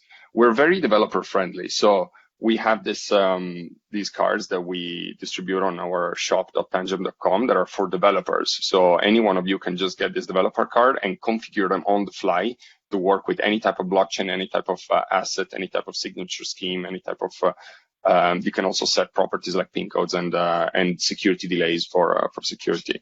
And so we as Tangem want to be one component of a larger ecosystem for blockchain and let's say assets based on asymmetric cryptography. So moving forward, I have I can still see the chip to chain here. There's maybe a couple other slides, but it's not that important. The point is that we have a lot of developers that are starting to use this, some for central bank type of real-time gross settlement applications. Some developers built their own wallets, like the Census one. It's interesting to say that when you tap this Census wallet card on a phone, it opens directly their wallet on the App Store. So it creates a whole contained experience for the wallet, and Tangem is just a building component. Just like PayID is the building component for the sending part, Tangem is the building component for the key management and holding part. Also, we see on the next slide, we see the Vault card. It's called Lobster Wallet. They built a multi-sig system. Again, they just use whatever NFC and SDK available on the market, and they integrated it in their application. And so PayID for us is just another little piece of utility that makes the whole holding, receiving, and sending crypto accessible. It's all about making it democratically accessible. And unfortunately, I must admit that in 2020, getting into crypto and transacting digital currencies is still behind a bit of a learning curve. So I cannot really expect my parents to start using it tomorrow. With PayID, we move one step closer to allow my parents to understand that sending ETH to Sergio just means Sergio.eth $PayID.tangem.com. Just like they've learned email, they will learn this as well. And I'll keep it short here. I see there's a few questions. I don't know if I should answer now, but I'd like to close this quick presentation by showing you how to send BTC to someone else, and also how to provision a new PayID on a Tangem card. So you receive your Tangem card, you tap it on the phone. This one has already been preloaded with a balance. It has 0.029. Can we stop the presentation of slides so that the video is a little larger? We go full screen for this. There you go. There you go. So I'll just repeat. A new scan, NFC. The phone is asking the chip to provide a proof of ownership of private keys. At this point, the chip will provide a signature. The phone will rest assured that this chip owns the private keys to this wallet address. Phone goes online on the ledger, checks, makes sure that the balance on this wallet is 0.029 BTC. I see that the PayID button is grayed out. It's because this card doesn't have a PayID address yet. I'll show you later how to add it. But first, I want to make a little donation. So I'll extract, and in the destination address, I'll paste give directly at PayID.crypto, and I want to send 0.01 Bitcoin. not including fee, because I like them to receive a round number. When I verify this transaction, I'm going to be asked if I want to pay a higher or lesser fee. And then the way to send it is to press send. And again, the phone will ask Chip for a signature. In the split of a second, the Chip signed this transaction with a private key, and it was broadcasted on the network. So now the transaction is being broadcasted and pending confirmation. So I just donated 0.01 Bitcoin. And now, if I want, I can also add a PayID address to this card. I simply type it in. So I want this one to be, say, Sergio at payid.tangent.com. Create. Done. So if anyone wants to send me Bitcoin, they'll send it to Sergio, $payid.tangent.com, and I will receive it on this card. So in this case, this will be like a cash card. Only this card will own that wallet.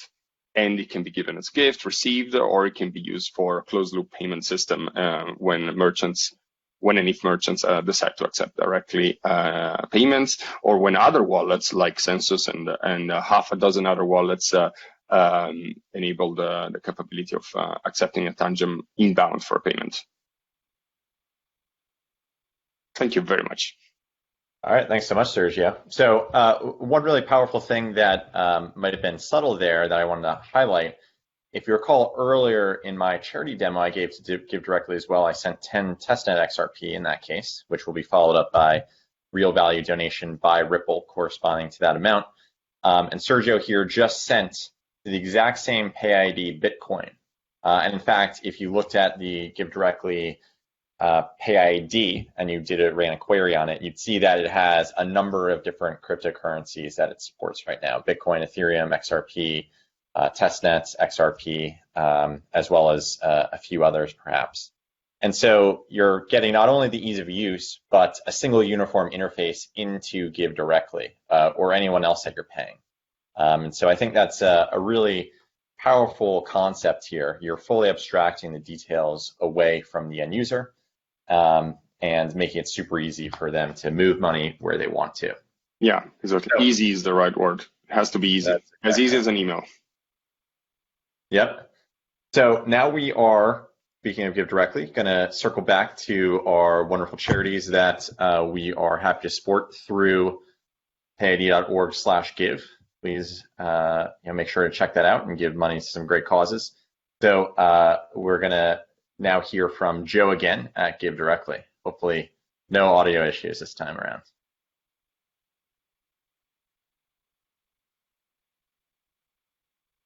I still think I can't hear you. All right, well, the demo gods are better to be unkind on the video chat than on the demos themselves, but Give Directly is a phenomenal organization, like the tagline here says, and the name implies you're able to send money directly to help alleviate poverty. So great cause there.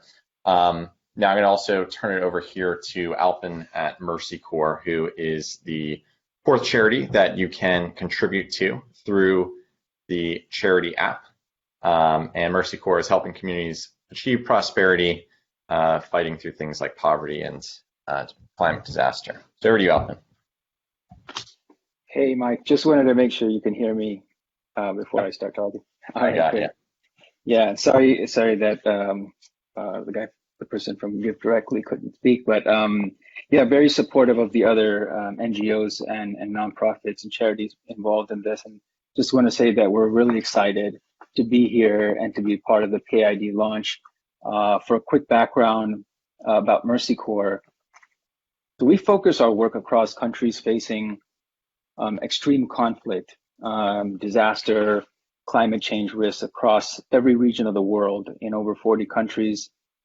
We provide direct cash aid, water and health infrastructure, food security, and access to markets, making sure that we're empowering people to ultimately reduce their dependence on aid. Last year, we provided support to over 29 million people. So what we're seeing at Mercy Corps is that even when we work with refugees from Syria or with even small businesses in rural Nigeria, people in very fragile conditions are better able to deal with crises and emergencies when they have access to financial assets and services. We know, though, that we live in an incredibly fragmented, uneven landscape for payments and financial services. And we see firsthand across the world that the current financial systems do not serve most of the world's poor. At least 2.5 billion people are underserved, including 1.7 billion that are flat out excluded. Mercy Corps is extremely inspired by cryptocurrency and blockchain innovations' capacity to serve the unbanked, whether that's lowering transaction costs, as well as bringing genuine interoperability across fragmented systems globally. And that's why we're so excited to be part of PayID's launch, as well as get to know a lot of the other companies in this ecosystem like Bread Wallet and Tangem, who are bringing innovations that are actually going to be very relevant to the people that we work with. Currently, we support basically all the new systems that are being built that we believe will democratize access. Mercy Corps runs pilots and trials with digital and crypto-based solutions for vulnerable populations, currently in several different countries, including Uganda, Kenya, and Colombia, which are ongoing. And we are members of the Libra Association, the Cello Alliance, and our venture arm, Mercy Corps Ventures, actively invests in early stage startups in the space. We see a lot of potential with the kinds of innovations coming out of Spring Labs Group and Ripple. And we're really thankful to be a part of this opportunity to meet all of you. And we would appreciate any donations from the people participating to Mercy Corps via the PID charity platform. And thanks. All right, thanks so much. So quick reminder, payid.org/give. Please check it out, learn about PayID, see how it works, while also giving to some really phenomenal causes here. So let's fast forward here down in the deck, a few slides. So just to recap what we've actually seen so far, we've seen pretty much all the different standard payments that you or I might use in our day-to-day lives. These are push payments in a peer-to-peer context. These are poll payments, commerce context, subscription payments, potentially things like streaming payments, really exciting things, tangible things that are improving the end user experience and that are ultimately touching users.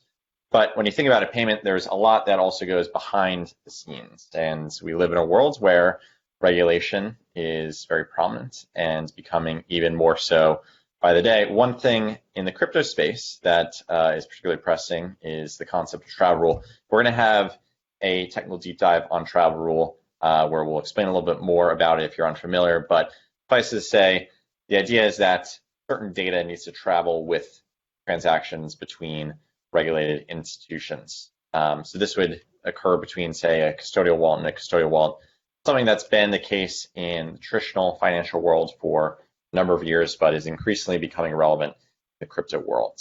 And so what we want to highlight here is how PayID can work behind the scenes once you have a secure channel of communication established between the sending and receiving wallets to enable the full scale or the full life cycle of a particular transaction. That includes things like compliance and travel rule information exchange. So that intro out of the way, we're going to have our friends over at Coinfield. Reza is going to be presenting how they are using PayID to help solve some of these key issues for their business. Over to you, Reza.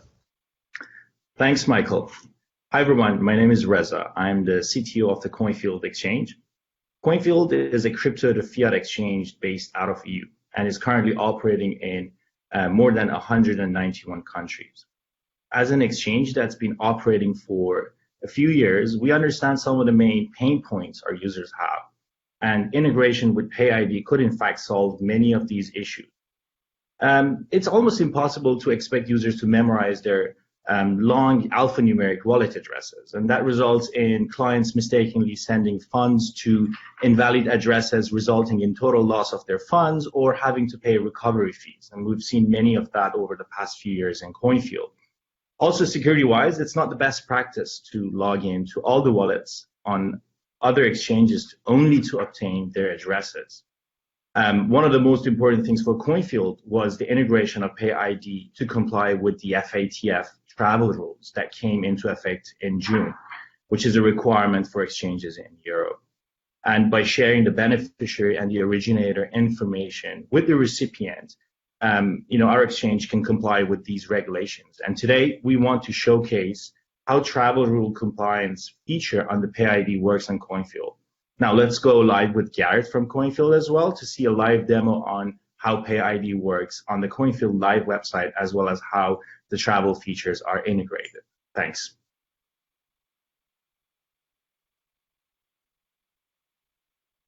I think, Garrett, you are mute. There you go. Hello, everyone. Nice to meet everyone. My name is Garrett from CoinField, and today I am very excited to show you how PayID helps CoinField users to send and receive funds easily, and which complies with VAT travel rules. So the first thing I'm going to do is deposit Solo into my CoinField account. So here you can see I have my legacy address, the X address, and my PayID address. So right now I'm going to send funds to my CoinField account using my PayID. So I just sent the transfer over.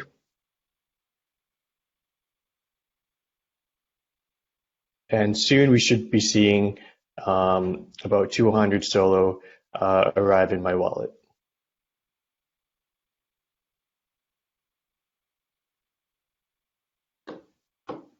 There you go. So the Solo just entered into my CoinField wallet. So right now I'm going to use the quick trade function to sell my Solo into XRP.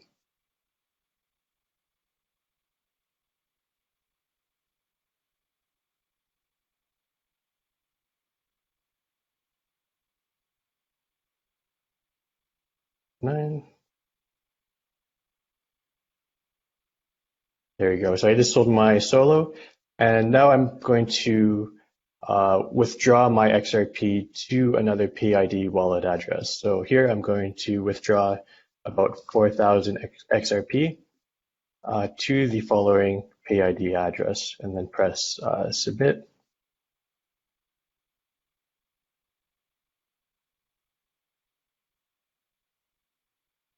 There you go. So now I'm just going to go to my email address and confirm the withdrawal.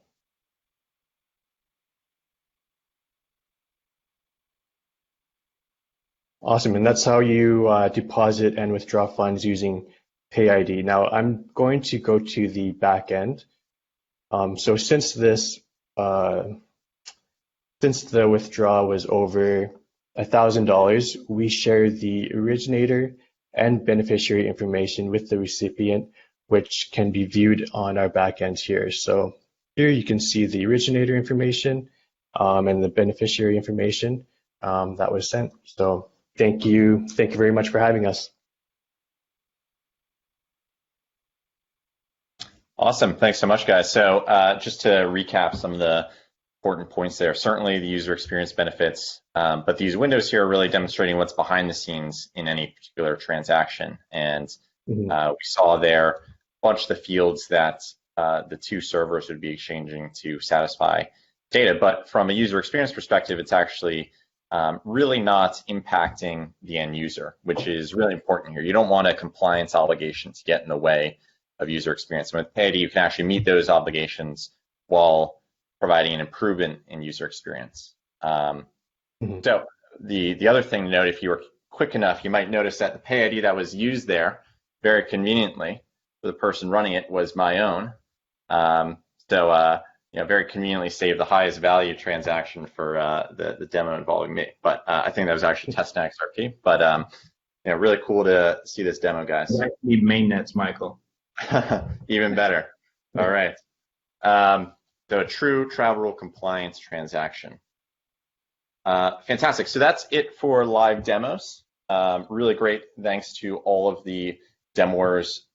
Phenomenal to see how real companies are thinking about integrating this technology and how it can improve their applications and services. So before we move on to the next set of the program here, if we turn back to the slides, we want to just reiterate here, first two things. Please, again, donate at payid.org/give using Ripple's money. And then secondly, we want to encourage everyone to build alongside these companies. We are running a hackathon that Warren mentions, kicking that off here. There are, I believe, $25,000 of prizes, and I believe that will be kicking off now. So there's a ton of really great projects that we've already seen starting to kick off in the space here, but it's fully open to anyone. And please go to hackathon.payid.org if you're interested in joining. That will have the full instructions. There we go, right there in front of you.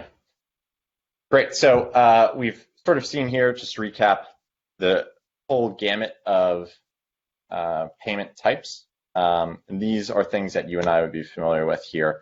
But we want to move on now to entirely new user experiences, things that aren't even done today, and how PayID can help enable these really cool applications and services that involve value and users. So one thing that is really a core principle and core space that PayID operates in is the world of digital identity. It's a very limited extent to which PayID operates, but it also works nicely with a ton of other identifiers and really any protocol at all. So I want to turn it over next here to Kevin at Rally, who's going to explore how PayID and the idea of verifiable ID in general works and is important in a social world.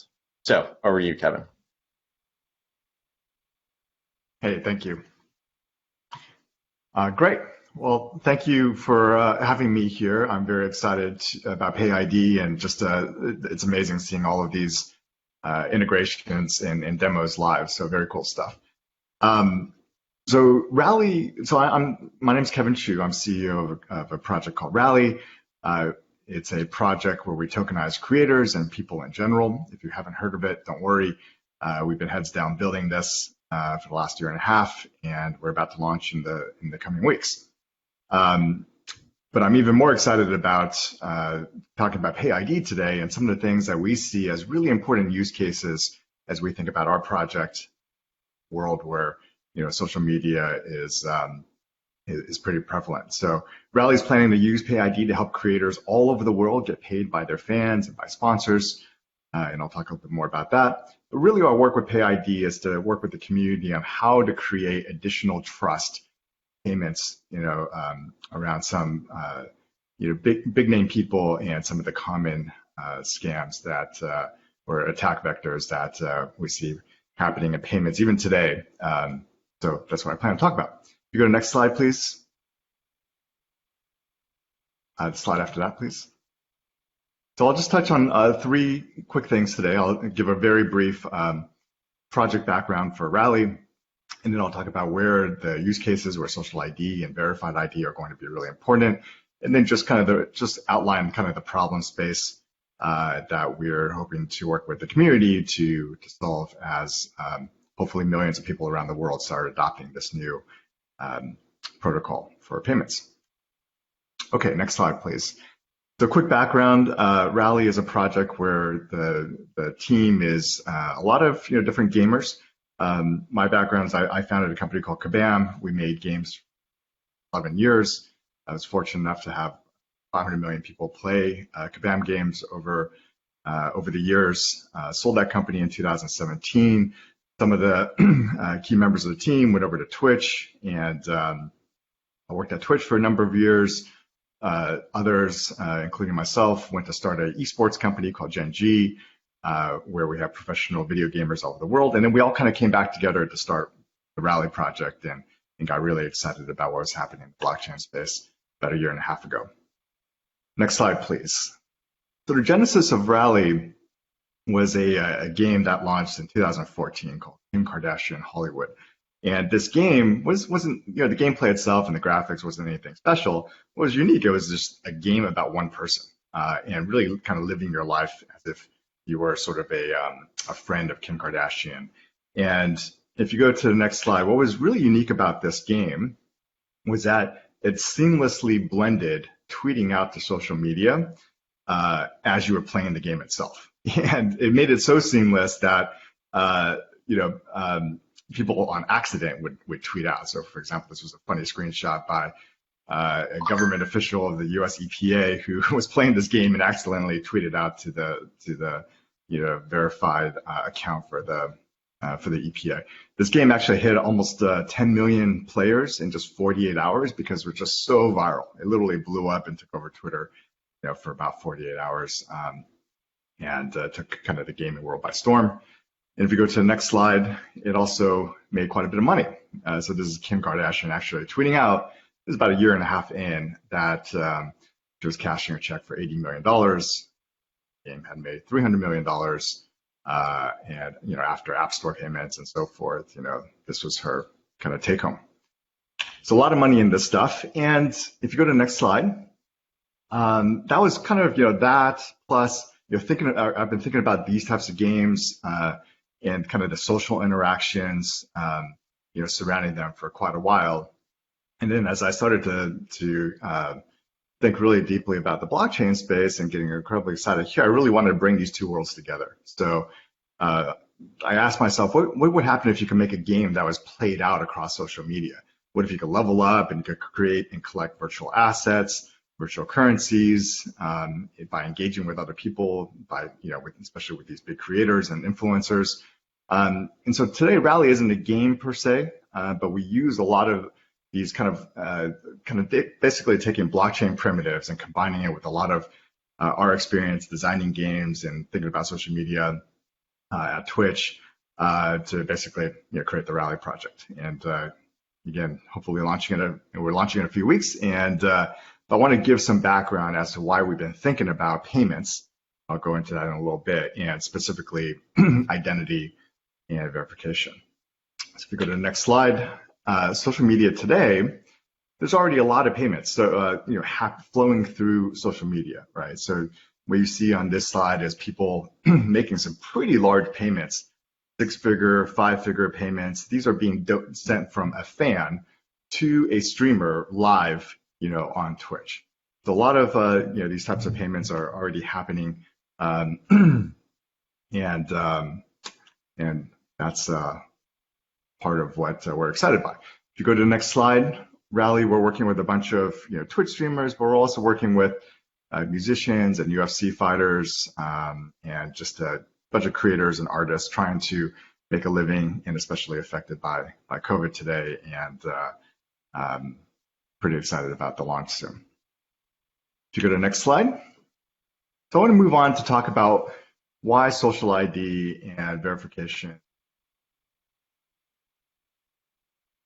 especially as we see a world where PayID makes it easier and easier to connect all these disparate, both fiat as well as crypto networks or payments systems spaces. Will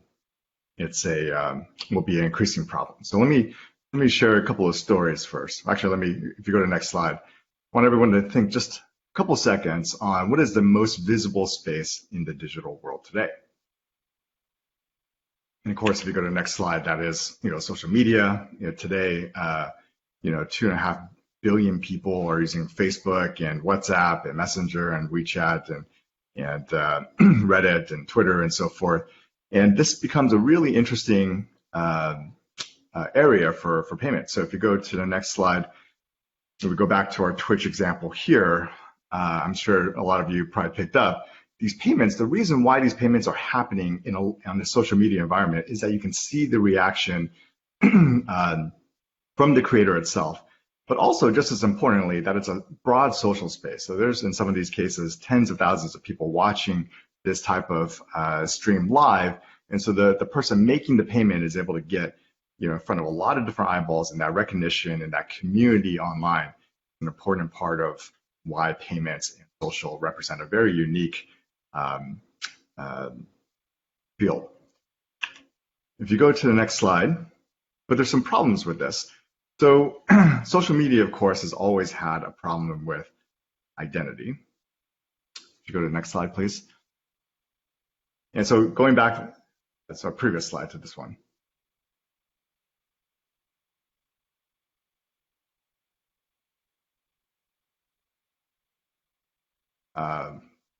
That slide, perfect. So going back to our Kim Kardashian example, Kim Kardashian, she actually joined Twitter a little bit late, although she was one of the early, big celebrities to join on. So this is her for, one of her first tweets. Hey guys, it's Kim Kardashian, following here on Twitter, but there's already a bunch of fakes. So we know this is obviously a clear problem across social media that there are, fake social accounts. And if you go to the next slide, and this becomes a really vulnerable attack vector for thieves and scammers online.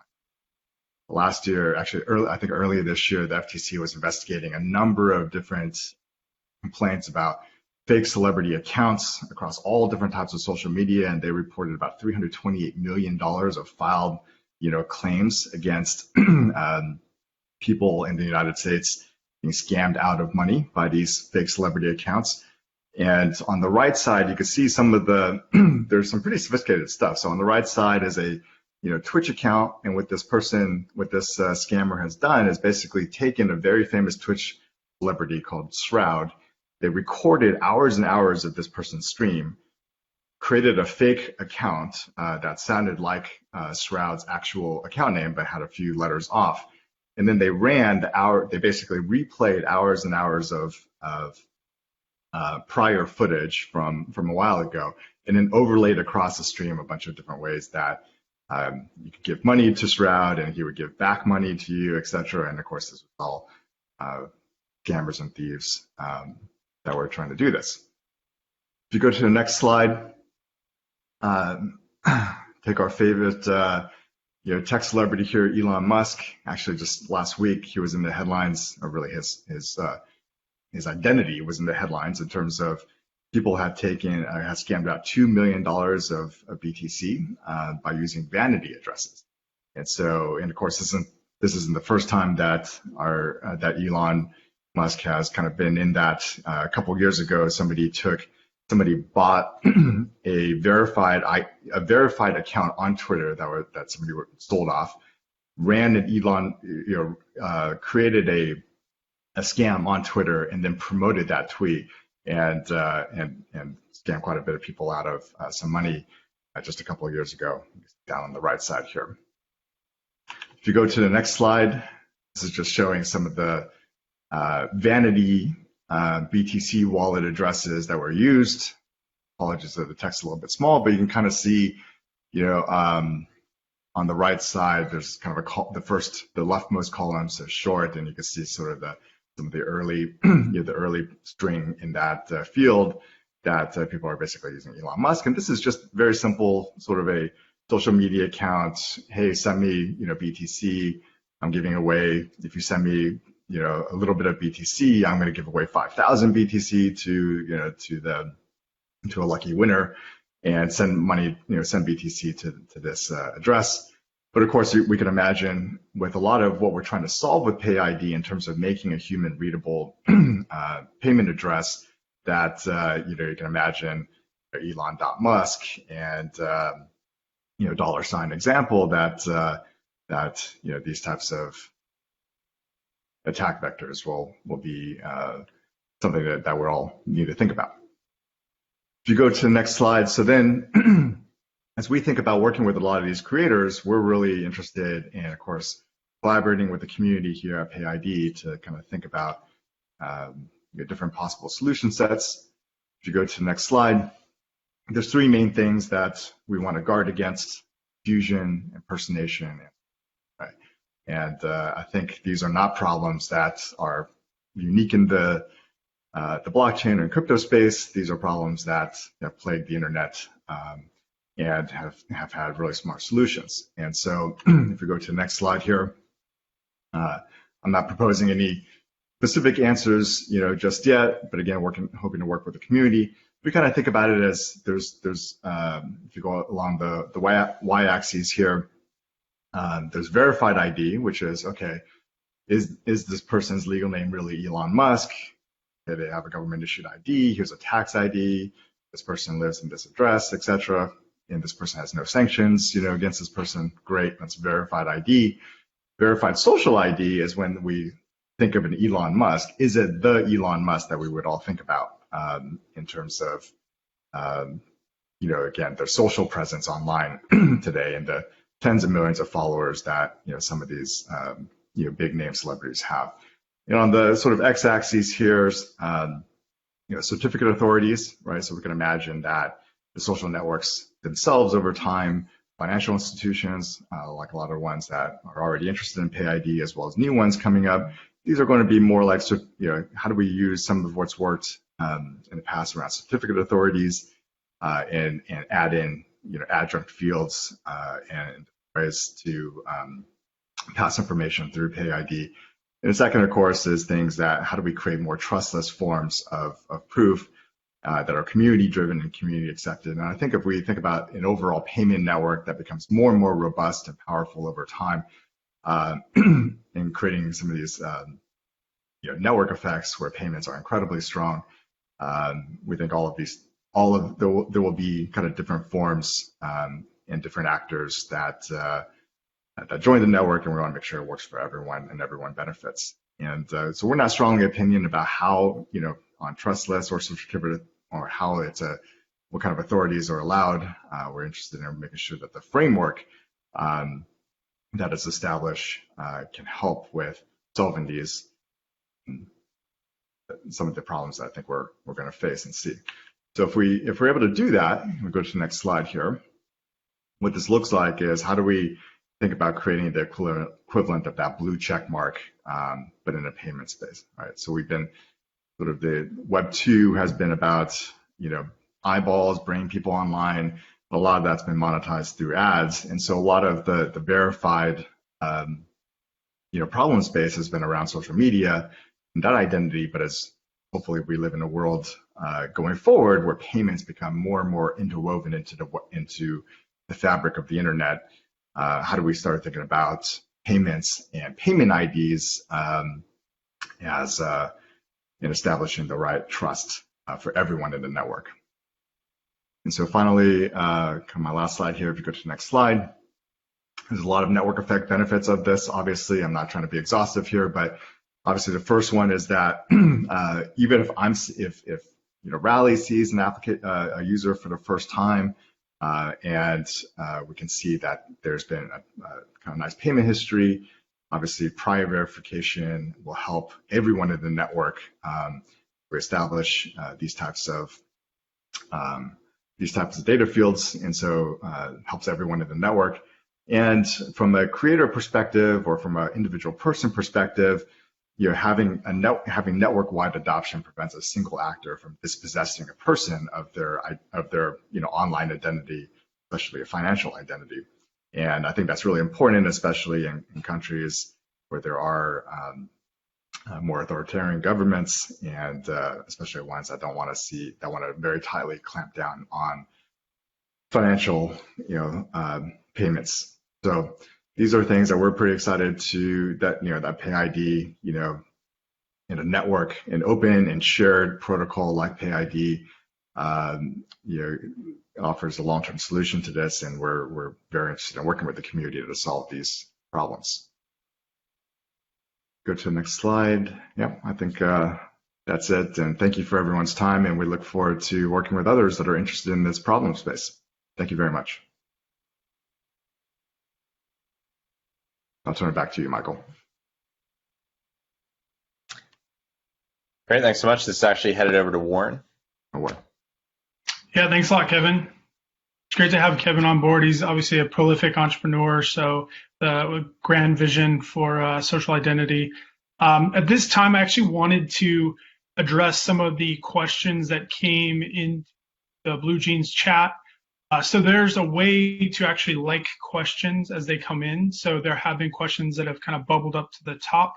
And I know Ethan Beard, our SVP of Spring, and Jen Yu, our VP of Growth, had been awesome answering some of the bigger questions.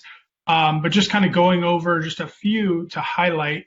The first one, are there any banks deploying PayID right now? That was the top question. And it's important to remember that PayID is an open standard, so it's really hard to know what people are doing with it. It's permissionless and can be adopted really by anyone. However, Signum Bank is one of the founding members of the Open Payments Coalition supporting PayID, so we're really happy to see such an innovative bank adopt so early. So there's a question about obviously about tutorials. There's lots of tutorials online. You can find them on docs.payid.org. There's quite a few ways to deploy PayID, so you can get we'll address that more in a little bit, talking to the partner engineers. So video conferences will be available after the conference finishes. Give us some time to get those live. We'll be sure to announce those. You can play them back and share them with your friends as well. Let's see. How do I use PayID in standard ACH transactions for low-cost, faster payments? So, it's important to know that PayID doesn't speed up ACH transactions or actually any of the underlying transactions. Because PayID sits on top, it's an addressing layer, it still relies on the underlying settlement networks. So we hope that PayID, though, will usher in new innovation into the space that will help the underlying payment networks innovate a little bit stronger. So let's see. Can you elaborate on how will XRP be used within the PayID standard? So like I said, PayID works on any different payment network. XRP is an existing payment network. It's quite fast. It works very nicely with XRP, but it also works with Bitcoin, Ethereum, and other cryptocurrencies, as well as traditional financial networks. That's why we're excited about PayID, is because we think that PayID is one of the first chances to actually bridge the crypto and traditional financial worlds.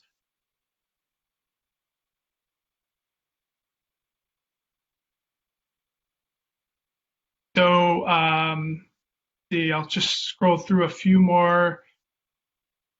And then I want to save a lot of the technical questions for our deep dive session, which is coming up next. Remember that this is developer conference for developers, so we want to make sure that we are addressing those technical questions. And there's quite a few. A lot of them are buried at the end. So if you want to go ahead and upvote those to get them at the top, so we can have them more visible for the team, that'd be awesome. Who designed the PayID logo, and what's the inspiration story behind it? So, Ripple's fortunate to have an amazing cross-functional, talent of teams. We have an amazing design team, and there is a good story about the logo, which we'll probably follow up on in a blog post.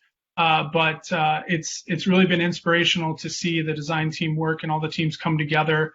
Working with the coalition of 40 companies, you can imagine the amount of communication channels going on. So for it to actually, come into existence so quickly was really remarkable. So that's it. I think I want to transfer it over to Josh Williams, who is the CEO of Forte. So we're really excited about Forte. Spring was an investor, and they are building out a network for gamers to do more of a virtual economy. So Josh, good to have you on. Thanks so much, Warren. We're really excited to be here. I'm really excited about PayID. I'm going to walk through some of what Forte is doing and how we're using PayID, and we also have a demo of PayID in action to enable some of the stuff we'll talk about quickly here. So as Warren said, I'm Josh. I'm with Forte, and if you go to the next slide, what we're trying to do at Forte is to create new economic and creative opportunity for billions of people around the world through games. Today, games are played by over 3 billion people every month.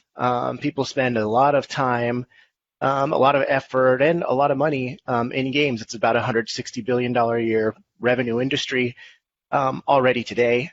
And what we're really trying to do, if you move to the next slide, is create new economic opportunities in games by allowing players to own digital goods and currencies inside of games, which they already purchase today but don't own, and then to enable players to buy, sell, trade digital goods and services in games with each other, and through doing that, potentially earn income through their play, so that you can purchase a good and sell it to another user, or perform a service for a player. And millions of players do this already today. It's just a very high friction experience in the world today, and we're trying to make that easier. Through doing that, we're also opening up new business models and economic opportunities for developers as well, so that developers can shift from thinking about how much money they can extract from players, and instead think about how can they create the most thriving player-to-player economy through the virtual world in their games, and really make it possible for players to earn more income. And the better job a developer does with that, the bigger their economy becomes, and the more developers can benefit too. So that's what we're trying to do. And we're also pulling in creators and fans from around games, where streamers help drive adoption of games and popularize games. And if you look at the top games in the world today, like Fortnite or Minecraft and many others, a lot of their growth is driven on users really talking about the games online, even streaming games as they play it. And so can we create economic models where developers and players can pay each other? In order to do that, you need a frictionless payment system. If you go to the next slide, what we're really about is, if we think about all the things we're trying to do and enabling a player-to-player economy and new business models for developers and for creators around games, we're trying to take these vibrant communities inside of games and really create a true economy around those communities. We call it community economics, and core to doing that, if you move to the next slide, is making it really easy for players to send payments to each other, to transfer value, within a game and even across games, between and amongst each other. In order to do that and to create the most trust in the biggest potential market, you really need a free and open system that players know they can rely on. It isn't dependent on any one developer or any one operator, including Forte or anyone else in the world, that players truly own and can participate in fully. And it also needs to be interoperable. You can't, it won't be as big as it could be if each game kind of stands on its own siloed world, or if people are totally dependent on a single developer. So the system needs to be interoperable, it needs to be free and open, and it needs to be easy to use in order for developers to adopt it and for players to understand it. So that's why we're so excited about PayID. If you go to the next slide, today there's just a ton of friction in the blockchain world. If you own cryptocurrencies or tokenized assets, they're difficult to use from an end user perspective. Game developers and game players are accustomed to just being able to tap a button and complete a purchase, and we really need to provide a seamless experience. It also needs to operate at scale. Individual games have hundreds of millions of players a day, so just massive levels of scale. And so in order to make that work at the scale of games today, we need a new system that doesn't rely solely on individual blockchain payment networks, but spans all the payment networks in the world across blockchains and fiat currencies and the like, and just make it seamless for players from anywhere in the world to send payments from one place to another, and cross borders, cross currencies, as they need. So there just has been a lack of the basic tools to enable that to date. But systems like PayID are, coming to the fore now, and we're really excited about it. And pulling them into games, making it easy for developers to adopt it inside of games. If you move to the next slide, we just wanted to walk through, again, it's critical in order for developers to trust a system, and ultimately for players to trust a system, that the networks they use and rely on for payments are truly open, that they are secure, and that no individual owns them. So it needs to be a community-centric platform, an open network that is accessible and inclusive to anyone that wants to join it, any developer that wants to use it, and it can use the same standard in the same way that that all games, incorporate multiplayer functionality using internet protocol. And we want to enable the same simplicity for enabling the internet of value and payments between and across players. And on the next slide, if we look at why, there's a very wide spectrum of use cases that players can do in game if we could really enable frictionless payments between players. There's a game called Animal Crossing: New Horizons now. Maybe some of you have played. It's a really popular game. It broke some sales records for Nintendo. And in the game, even though it's largely a single player game, you can visit in the game. You can move. You as a player have an individual island, and you can move from your island to another player's island, and you can conduct in-game commerce with each other, but there's no way to cash out in the system. And so what people have done on Reddit and elsewhere is created basically little businesses around this game, where one of the activities in the game that you have to do in order to make your island nice to look at and also more productive for the in-game economy is you have to weed. You have to pull weeds in the game. And it's kind of a tedious task, but it's part of what you're supposed to do in the game. And so people created, a little business around offering a weed pulling service, basically a gardening service in this, virtual world where, you can go to Reddit and basically ask for help with your island and potentially trade or make payments for people. But it's an extremely high friction experience because you have to know about this, service that exists, go outside of the game, potentially make a payment for it. And the same thing happens with trading of goods inside the games. And in fact, not just Animal Crossing, every major game ends up with these basically economies where players are trying to connect with each other and just don't have a low friction means of doing it. So we're really trying to enable that and make it, easy for developers to integrate this stuff and design really compelling systems around it that are embedded inside of games and can access, again, the billions of people that play games all the time. On the next slide, we'll talk a little bit about PayID. We announced our support for PayID. We're integrating into our platform at Forte, which again is designed to make this stuff easier for developers to integrate. And on the next slide, what we're trying to work with developers to do is make it possible for players to receive rewards for the contributions they make in the game, to earn income from games, and ultimately for developers to have new business models. So you can do things like, if you played a game like World of Warcraft, for example, you might have been a player that really wanted to access the top tier content, like the most difficult content in the game, but it might take more time than you have because you're busy with work to be able to go access the content, or you may not have had access to the most elite guilds or groups of players in the game world to get there. But you can imagine a system where it might be possible to hire a guide to take you through some of the content in the game. Maybe a player who's very experienced and has done all of the most difficult content, is willing to show you around, and you might want to send them a tip to say thank you for showing you this content that you've been dying to play for a long time. There's just millions of examples of those types of possibilities inside of game worlds today, and even more that even we can't imagine yet, as you really think about how to enable payments between and amongst players. And in games where players spend billions of hours in games today.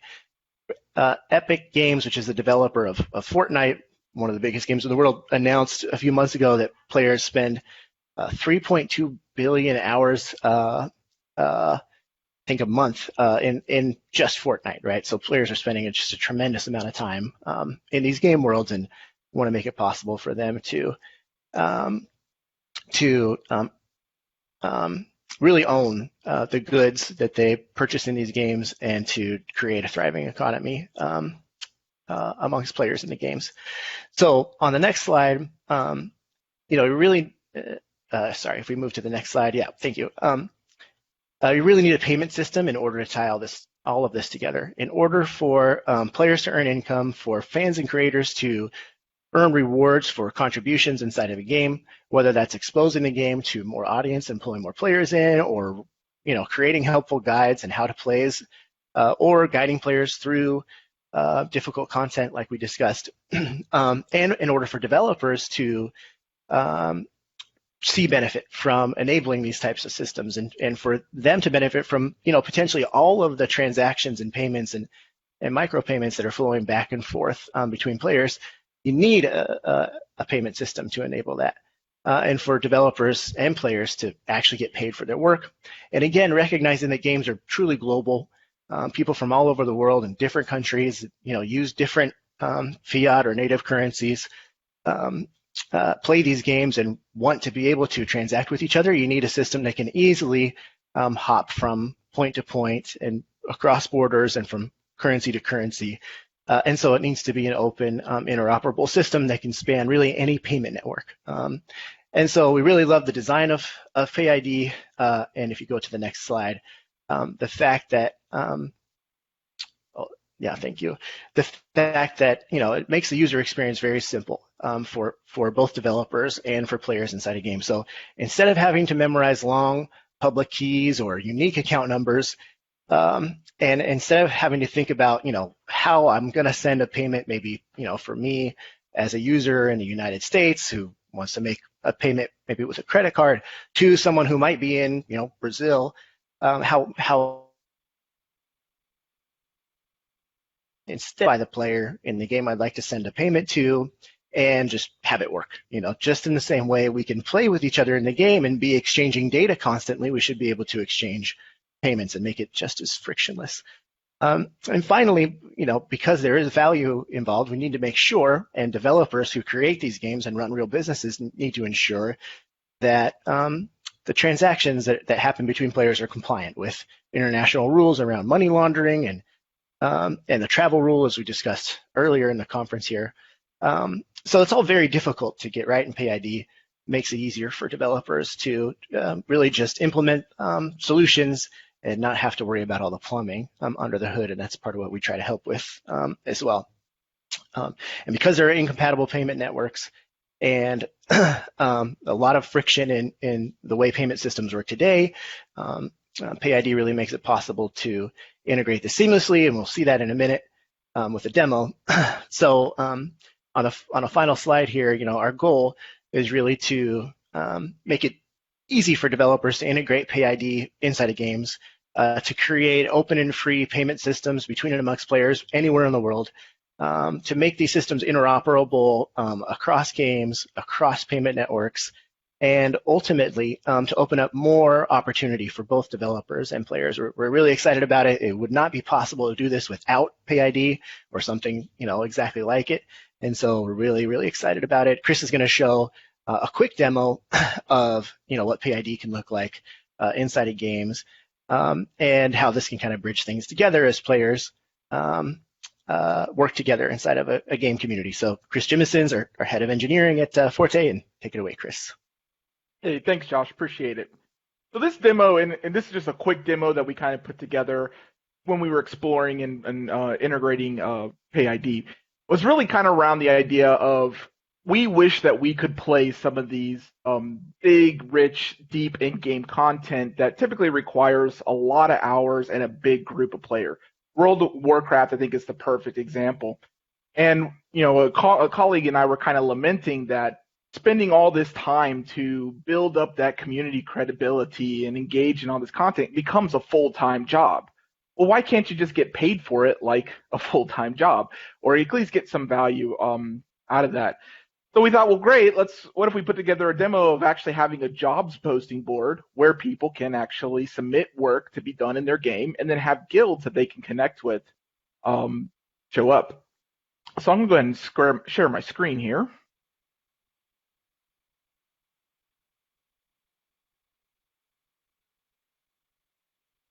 So this is our little PayID demo, and it's just basically a jobs posting board where you can go in, list work that you'd like to have done, what you're looking for, how much you're willing to pay to do this job. But PayID is really interesting because we could take concept of an actual user address, but apply it to more meta concepts such as a guild or an actual game.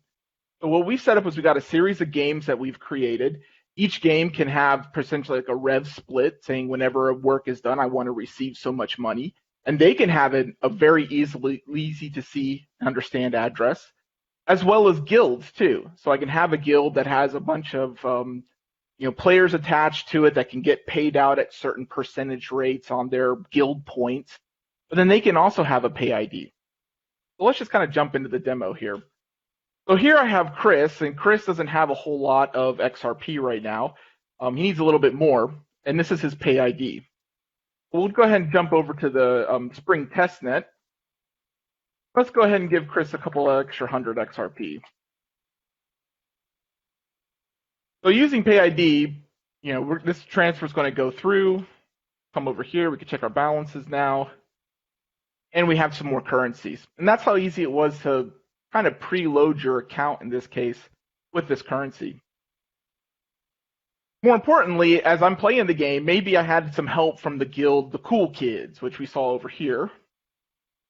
They reached out, they saw my job posting board saying, hey, I need some help with Heroes of Destiny. We went ahead, we played the game, had a good time, and I want to go ahead and pay them out. So here I'll go ahead and we completed the operation, so I'm going to go ahead and pay Cool Kids. Oh, I don't actually have enough currency. We'll do the confirm instead. This is going to go ahead and make an XRP payment to that guild, but it's also going to go ahead and take a slice of that and pay it off to the game publisher that owns this game, Heroes of Destiny. It takes a little bit more time because it's going through and making multiple payments. But once it's completed, I can now come back and see that Cool Kids actually got their currency bump, but the game itself also now has some additional currency inside of it. It got an extra 120, or it got an extra 20 currency based on the rev split. But finally, as a game developer, I may say, great, I've made some money, I want to go ahead and transfer some of those funds out. I can easily go through or take my account, make a payment to my Chris at Spring account. Go ahead and give me 50 XRP back. Now I'm draining money out of this system. I can come back to here, and I can see that this transaction was actually received from the player exchange. And that's basically the demo. You can still also inside the demo, this is an open demo. Anybody can go to devplayerexchange.io. You can also pay out the guild members. Like I said, I won't do that because that takes a little bit of time because it goes through and it sums up all these different guild points and then pays out a percentage based upon your total number of points.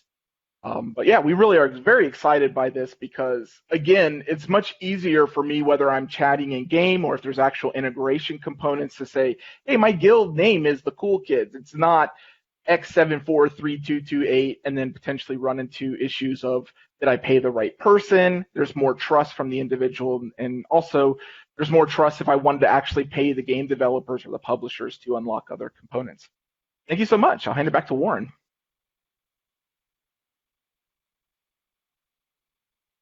Thanks, Chris. Appreciate the demo. You guys built some really cool stuff. So I want to turn it over to Anshul, who is our leading security engineer at Ripple. He's also one of the authors of PayID. He's been an instrumental force in making sure that PayID uses existing security standards. So Anshul, if you're with us, go ahead and join. Hey, can you guys hear me? Yes, loud and clear. All right, so thank you, Warren, for the introduction, and hello, everyone. So sometime back, Michael gave a very good technical overview of how basic PayID protocol works. Now I'm going to talk about the motivation behind the design of PayID protocol and its extensions. And more specifically, I'll talk about the security and privacy guarantees, the strong security and privacy guarantees that PayID protocol provides. Next slide, please.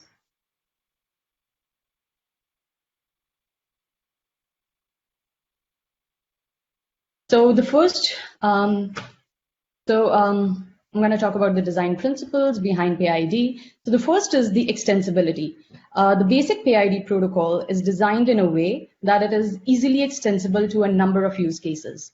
For example, one of the works in progress is to enable sending and receiving cryptographically signed proofs of payments and receipts of payments alongside the payment information. For example, and this could be useful in case of making commercial or charitable transactions.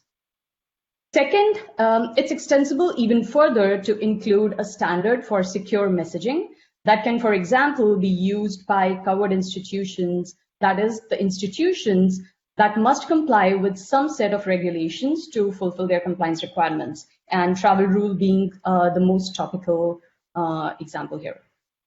Another design principle behind PayID is to make sure that it is composable.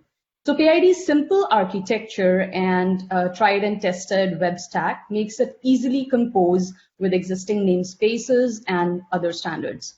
So PayID can easily wrap blockchain namespaces of the likes of Ethereum name service or unstoppable domains, or service-specific identifiers like cash tags or Coinbase usernames. And on top of it, it provides each of them far greater reach and user value. And third, last and not the least, among other things, as I always emphasize that here at Ripple, we realize that we are designing protocols and building products that facilitate free movement of real money. And we tend to take this responsibility seriously and prioritize the security and privacy as a requirement and not just as an option or an additional feature. As a result, we have invested considerable time and effort on getting the security and privacy modeled right while designing the PayID protocol. So basic PayID protocol ensures that all user and app data stays private from third parties by encapsulating all the PayID protocol messages in HTTP over TLS. And we recommend using TLS 1.3 with elliptic curve cryptography to make sure that the protocol implementation is efficient without having to trade off security and privacy. So basic PayID protocol provides confidentiality with end-to-end encryption of data. It provides mutual authentication for the participating entities. And third, we made another cryptographic choice is to use ephemeral Diffie-Hellman key exchange to make sure that for each session, a different symmetric key is established. And that's what makes PayID protocol perfectly forward secure, meaning that if either party's present keys are compromised, it does not compromise the data that is encrypted in the past because each session has different keys. So that's about the design principles and the security of basic PayID protocol. Next slide, please. And this is a pretty sophisticated model for privacy and security from third parties, but we want more. We want PayID to support zero trust model for the participating entities. And that's a challenge. So what do we have now? Right now in basic version of PayID, there are several trust relationships between the participating entities. First, the sender can be sure that the response from the PayID server has not been modified in flight thanks to the underlying transport security, but the PayID server still has full control over the contents of the response message and may go rogue or be compromised. The sender has no way of knowing if the PayID server behaves maliciously. This implicit trust assumption between the sender and the PayID server is not really ideal in the world where the information provided by the PayID server may be used by the sender to transmit money. Second trust assumption is in cases where it's necessary for the sender to interact with the owner of the on-ledger keys. For example, in case of compliance for transferring data, they need to be sure that the counterparty actually owns that private keys to the payment address that they provide. And the sender is not sending payments or the sensitive personal information to wrong entities. And third trust assumption is between the receiver and their PayID provider to provide the correct PayID to payment address mapping. Now, this might not be a big deal for custodial service providers because there is an implicit trust relationship between the receiver and their PID service provider, but it does matter for non-custodial service providers. Next slide, please. So how do we solve this? Our solution to eliminate or to minimize these trust assumptions is what we call verifiable PID. Verifiable PID, a zero trust model. So the idea here is to include A, third-party verifiable cryptographic signatures to the responses, and B, to include pointers to external digital entities of the signer that associates to the public keys of the signer that can be used for verification. Next slide, please.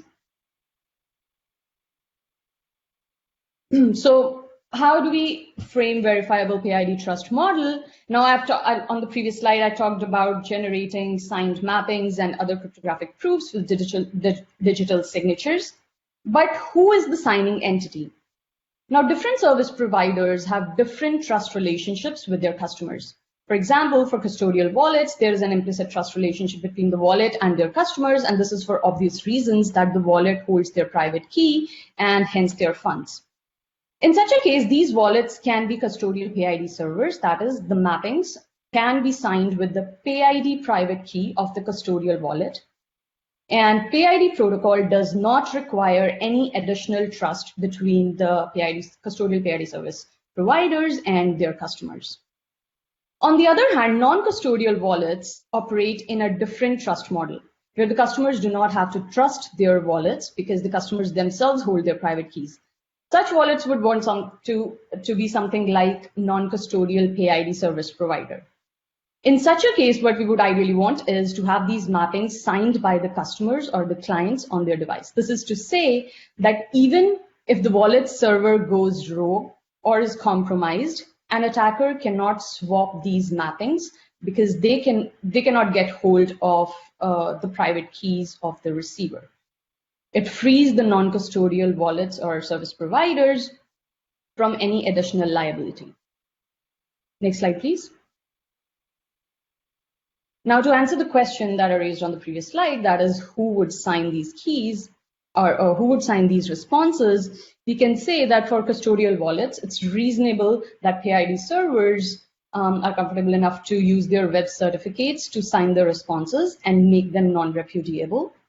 Additionally, to prove that they actually own the private key corresponding to the provided payment address, they can sign this address with their on-ledger public key, private key, to provide a proof of control of address.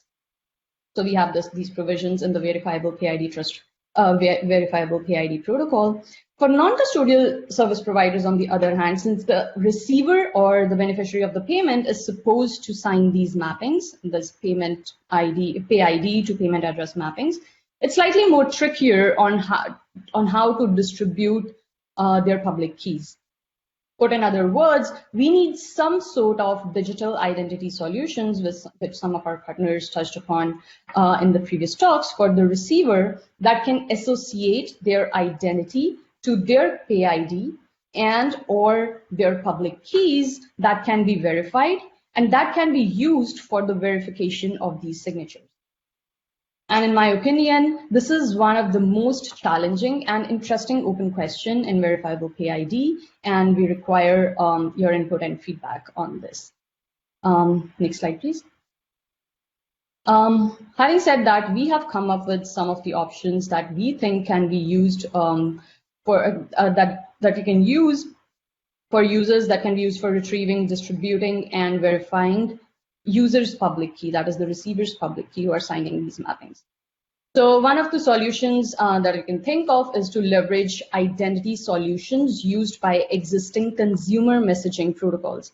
One of the most popular being the Signal protocol, which is also used in WhatsApp messaging. As we all know, that it's an end-to-end encrypted protocol with several salient cryptographic and security and privacy guarantees. We do not really need to implement the entire complex suite of Signal protocol. Rather, we can use some customized version of it for generating and distributing the identity keys of the clients. PayID servers can distribute the identity keys of the PayID owners, which can be uploaded by the key owners on the PayID servers. Now, don't get confused here. It still would not require any trust between the client who's uploading the keys to the PayID server. And that's because Signal protocol actually suggests to match the public key fingerprints received from the server or with the other party out of band, or go for a trust on first use approach. And that's how Signal works. And there is a huge user base who trusts Signal, and it has worked really well in terms of security and privacy. So this could be one option. Another option is to leverage existing PKI system, or existing public infrastructure systems, which could be a centralized web PKI. The owner of the PayID, that is the user, may use their web PKI key to sign these mappings and store them on the PayID server, along with the chain of certificates. The receiving side receives this mapping along with the certificates and can use them to verify the signature on this mapping. There are some caveats to this approach. As we all know, it requires trusted third parties. It's centralized, single point of failure. It's an attractive target of attack, and certificate revocation is broken. Another option is to use decentralized PKI. That is to use something like pretty good privacy PGP keys, Web of Trust, or Open PGP certificates. Works similar to how the web PKI works. The PayID owner may use their PGP key to sign these mappings and then upload them to the server along with their certificate, which can then be served by the server to the receiving side.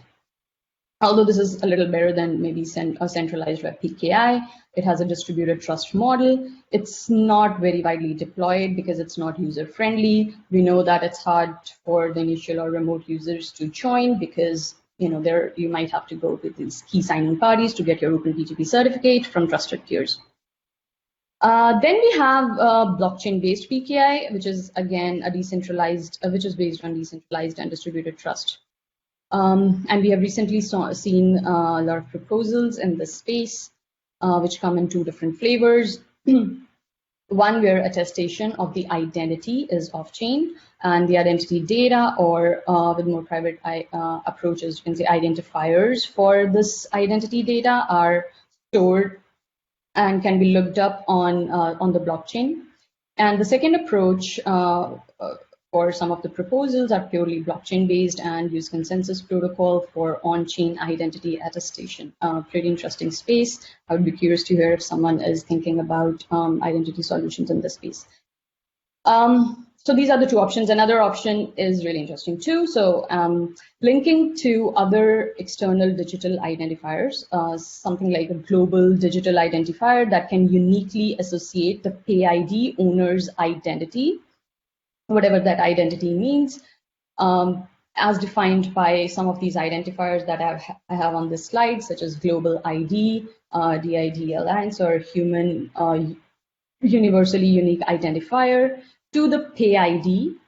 So associate the PayID owner's identity to the PayID and the public key. The PayID client can then verify this public key and ultimately the signatures using this digital identifier. Again, as Kevin touched upon this in his talk, this could be a direct retrieval of the corresponding public key from a digital identity service provider. If PayID, let's say, is a part of that digital identifier, or one can have something like certificate issuance, certificate authorities that can provide an attested certificate that would associate digital identifiers such as these to the PayID and public key. So this is like a high-level idea, and we are still working on these ideas. We would be really curious to hear how people feel about which is the best solution for verifiable PayID. Next slide, please. Now, the next question is how these signatures are incorporated in the PayID protocol. So in terms of implementation, it's pretty straightforward to incorporate any kind of identity solution in PayID protocol. So in the PayID server response, we can have these mappings signed with the public key of whichever identity solution we choose. These mappings can be signed either by the PayID servers or by the PayID owners to support different use cases and security models. And on top of that, we can optionally add signatures to prove the ownership of on-ledger keys.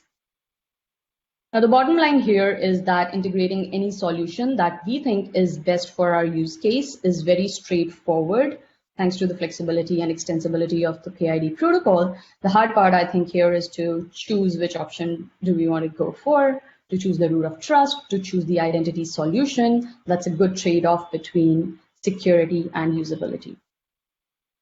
And that will be all. Next slide, please.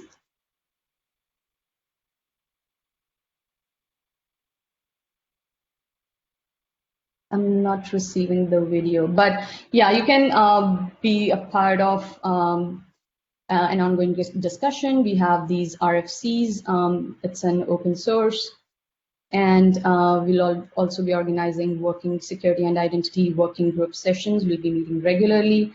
As I said, we would love to hear your ideas on how we can make this protocol more secure and robust. And with this, I'll hand over the mic to Warren. Thanks, everyone. Thanks, Anshul. I know we're running about 5 minutes behind, but I want to make sure that we had, that I raised a few questions for Anshul that kind of bubbled up in the chat. Anshul, so there's been a question about and concern about like domain expiration.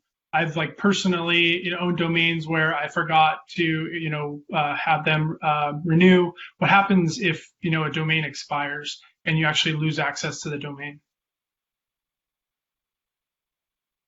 So the question is that what happens if the domain under which my PayID is registered expires or is transferred?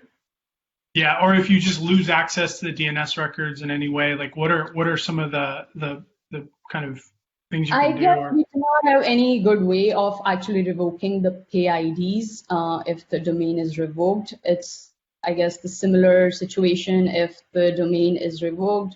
What do you do? But in case of PayID, I guess since the PayID maps to the underlying payment addresses, and I think the only way would be to just change these mappings. I mean, making sure how the domains are unique is a part of the registrar from where you are getting the domains. They should make sure that the domains are unique and are not compromised. If a PayID issuer's domain is compromised, they should probably change their private keys to have access to like the PayID resolves to a URL that belongs to this domain, and if the domain is compromised, it's general practices that a domain owner would take. I mean, I don't think we have a very good answer for how it would affect PayID. I mean, PayID is irrevocable. Like, it's the underlying domain or the domain owner who has to take steps to prevent whatever it is. I'm sorry, I do not have a good answer to this. No, it's good. It's a good open topic for discussion. There is discussion going on chat.payid.org on the Discord channel. So we definitely invite people to kind of continue the discussion there. One more question, around like, what do you think is like the future of like the standardization of PayID? How are we going to be working with standardization bodies? How do you anticipate, standards being set? Yes, that's one area that we are really keen on and actively working on in terms of standardization. So we believe it's a protocol that belongs to community. You guys are the ones who are implementing this protocol, who are going to implement this protocol. So we have a bunch of documents that inform of RFCs, and we have white paper. And as I discussed in my talk, that there are several open questions that still need to be answered in terms of security and the protocol design in general. So The plan is to have working groups, as we have already organized one for security and identity and for travel rule solutions. We want you guys to participate in that, and the ultimate idea is to take this protocol to a standards body, such as what we are thinking of right now is to go for IETF or W3C maybe. And we really want this entire community to work on the protocol and make it standard. So I guess we'll be organizing working groups in regular cadence now. Everyone is welcome to join. Yeah, definitely. We will be posting invites to the working groups as as we kind of narrow down the developers that are really active and helping make this standard. So thanks a lot, Anshul. Appreciate security is super important. You've addressed a lot of really good topics. At this time, I want to bring on Michael Zakowski back online. Michael is wearing many hats today, and part of his he's going to be discussing with Anshul how PayID supports travel rule. Particularly with TRISA. Perfect. So before we move on here, just want to add on to what Anshul said.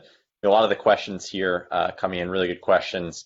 One of the things that we liked about building basing PayID on the web tech stack is that almost all the security considerations, including things like domain expiry or things like cookie security, they reduce down to the standard web stack. So anyone who runs a user website right now is asking those questions and dealing with them in a fundamental way.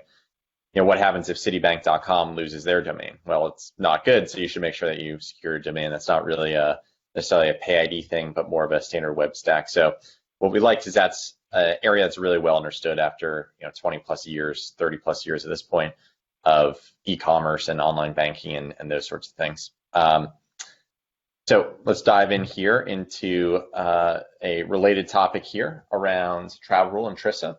So we saw earlier a demo about how PayID could be used to facilitate general exchange of metadata, and that includes using the PayID channel to fulfill compliance requirements, in particular travel rule. So on the next slide here, give a little more color about what travel rule is, and then we'll turn it over to Anshul, who's really the expert on the protocol design of how we're working with another protocol, TRISA, which is doing great work in facilitating travel compliance in the crypto space. So for anyone who isn't familiar, I gave a very brief overview of what travel is, but you might ask yourself, why does travel rule matter? I'm a dev here, and it seems a little abstract, compliance requirements. So what is travel rule?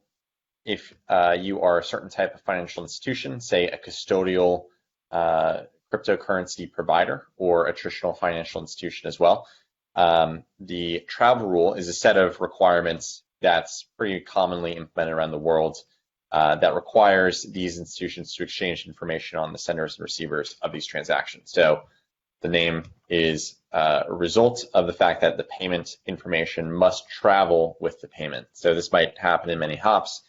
In the crypto sense, it's generally a sender directly to the receiver.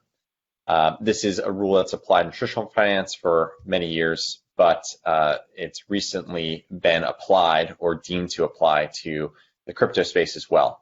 So an organization called FATF was brought up earlier.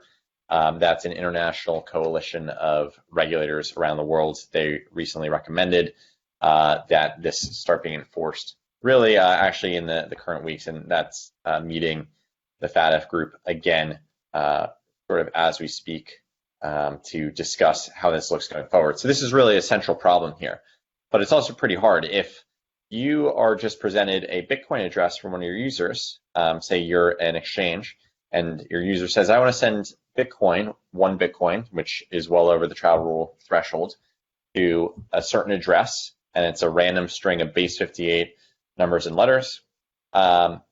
How do you know whether or not travel rule applies? Namely, if the other person on the other side of that transaction is a covered institution or just say a non-custodial wallet, for example, in which case it doesn't apply. So that's question number one. That's pretty hard. You don't have any way to contact that person from just looking at that address, and there's some solutions, including the one that TRISA has proposed. But how can we make that more elegant? And then the second question is, even if you've identified that travel rule applies, how do you exchange this information? You don't actually have a connection off the bat. And this has really big implications for the space. If you're a custodial wallet, the implications are pretty obvious. You have to comply with this. But it has pretty big implications for the space overall. Even if you're a non-custodial application, don't even touch custody in any way. Well, it turns out the custodial players are a really huge part of the space. And so what they do, what impacts them, is going to have a big impact on the space overall. Things like on-off ramps are particularly important to everyone in the space. So this is something that matters, and it's hard to deal with in the crypto space, at least. So how can PayID actually improve this? So we'll go to the next slide here. And I'll turn it over here to Anshul, who will go through some of the protocol details. All right, I'm back again. Thanks, Michael. So actually, can we move to the next slide? I'll just talk about the technical flow. So while PayID protocol, can you all hear me? Okay, cool. While PayID protocol, I would say, can provide a standalone solution, a standalone framework to satisfy compliance requirements, its composable and flexible structure allows it to complement any other solution by providing for easier setup, better user experience, and an enhanced privacy. And to that end, one PayID extension that is in active development is an integration with TRISA, that is Travel Rule Information Sharing Architecture. It's a solution for VASPs that facilitate exchange of identity information between the transacting counterparties without modifying the core blockchain or cryptocurrency protocols. And integrating verifiable PayID protocol into the TRISA flow enhances the protocol in several aspects. So first, I'll describe how we propose to integrate PayID with TRISA for VASPs alongside describing its potential benefits. So for this flow to start, the participating entities, that is the originating VASP and the beneficiary VASP, they must acquire identity certificates for VASPs with extended validation. So these are the certificates that are issued by TRISA organization, TRISA CA, that verifies the identity of VASPs under some criteria, some known criteria, and serves as a dictionary for their public key certs so that they can be identified and can establish secure communication channels with other VASPs. And on top of that, they obviously require these originating VASP and beneficiary VASP require WebPKI certificates. So how does the protocol start? The integrated protocol flow begins at the originating VASP as a PayID client. So the prerequisite here is that the originator of the payment must send a payment request that contains the beneficiary's PayID, just like the PayID protocol works, and the transaction information to the originating VASP. Now notice that the originating VASP at this point does not know if the other side is a VASP. And here is one advantage that PayID provides to the TRISA flow. That is, it allows the counterparties to indicate to each other within a protocol that they are VASP in a secure, unambiguous, and scalable way, and without having to use any out-of-band, less intuitive, and error-prone methods that are currently in use. So what happens is the originating VASP establishes a secure, mutually authenticated TLS session using their non-VASP WebPKI certificate with the receiving endpoint, because they don't know that the other side is if the other side is a VASP or not. Now, if this TLS session is successfully established, the originating VASP, that is the PayID client, generates a request, which among other things must indicate to the other side that they are a VASP. Now, upon receiving this request, the PayID server or the beneficiary VASP parses the request body to check if the other side is a VASP. Now, since the receiving side is a VASP and that they know that the other side is a VASP, they must tell the other side that they are a VASP and that they must fulfill the travel rule requirements. And that it's time to pass the flow to the TRISA client and server, because rest of the flow, that is the travel rule information exchange, would take place on TRISA client and TRISA server. So PayID server would generate, as you can see in step 3 here, a response which among other fields must contain an indication that they are a VASP, a redirect URI to redirect the PayID client to the TRISA server, and travel rule as a compliance requirement in the message body. But note here that the PayID server or the beneficiary VASP must not send the payment address information yet. And that's because the two VASP haven't yet verified each other and haven't agreed that they really want to do business with each other. This is another advantage of PayID, that is the originating VASP cannot really make the transaction or the payment before fulfilling the travel rule requirements. With the simple handshake protocol, PayID protocol, the VASPs have established if travel rule applies with cryptographic trail of communication, because all these messages are supposed to be signed. Now the VASP verification and travel rule data exchange will happen on the TRISA client and server. So upon receiving this message, the message that the PID server sends in step 3 with a redirect URI, the PID client or the originating VASP forwards this request to the TRISA client. TRISA client now knows that the other side is a VASP, and so they initiate a secure, mutually authenticated TLS connection with the TRISA with the other side, using their TRISA identity certificate that I mentioned before. This happens in step 4 and 5, which allows both sides to verify each other's identity and to agree that, yes, they want to proceed with the transaction. Notice that now in step 6, the TRISA client would send a message to the TRISA server that must contain the amount of the payment, the travel rule data, the beneficiary's PID corresponding to which the TRISA client wants the payment address information, and all of this is signed. Now, upon receiving this message, the TRISA server would perform a basic PID protocol with the PID server by querying for the payment address corresponding to the beneficiary's PID, get back the response, and prepare in step 8, as you can see here, receipt that must include beneficiary's information. That's again a part of the travel rule data that must be exchanged. This PID to payment address mapping that they received from the PID server. An acknowledgement, a signed acknowledgement that they received travel rule data from the TRISA client. And all of this should be signed. Notice now that the originating VASP in step 8 has received the acknowledgement that beneficiary VASP has received the travel rule data. So the originating VASP can now post the transaction on the provided payment address and receive a transaction ID. And then they can post in step 10, as you can see, a confirmation of the payment alongside its receipt ID, transaction ID, and all of this is signed.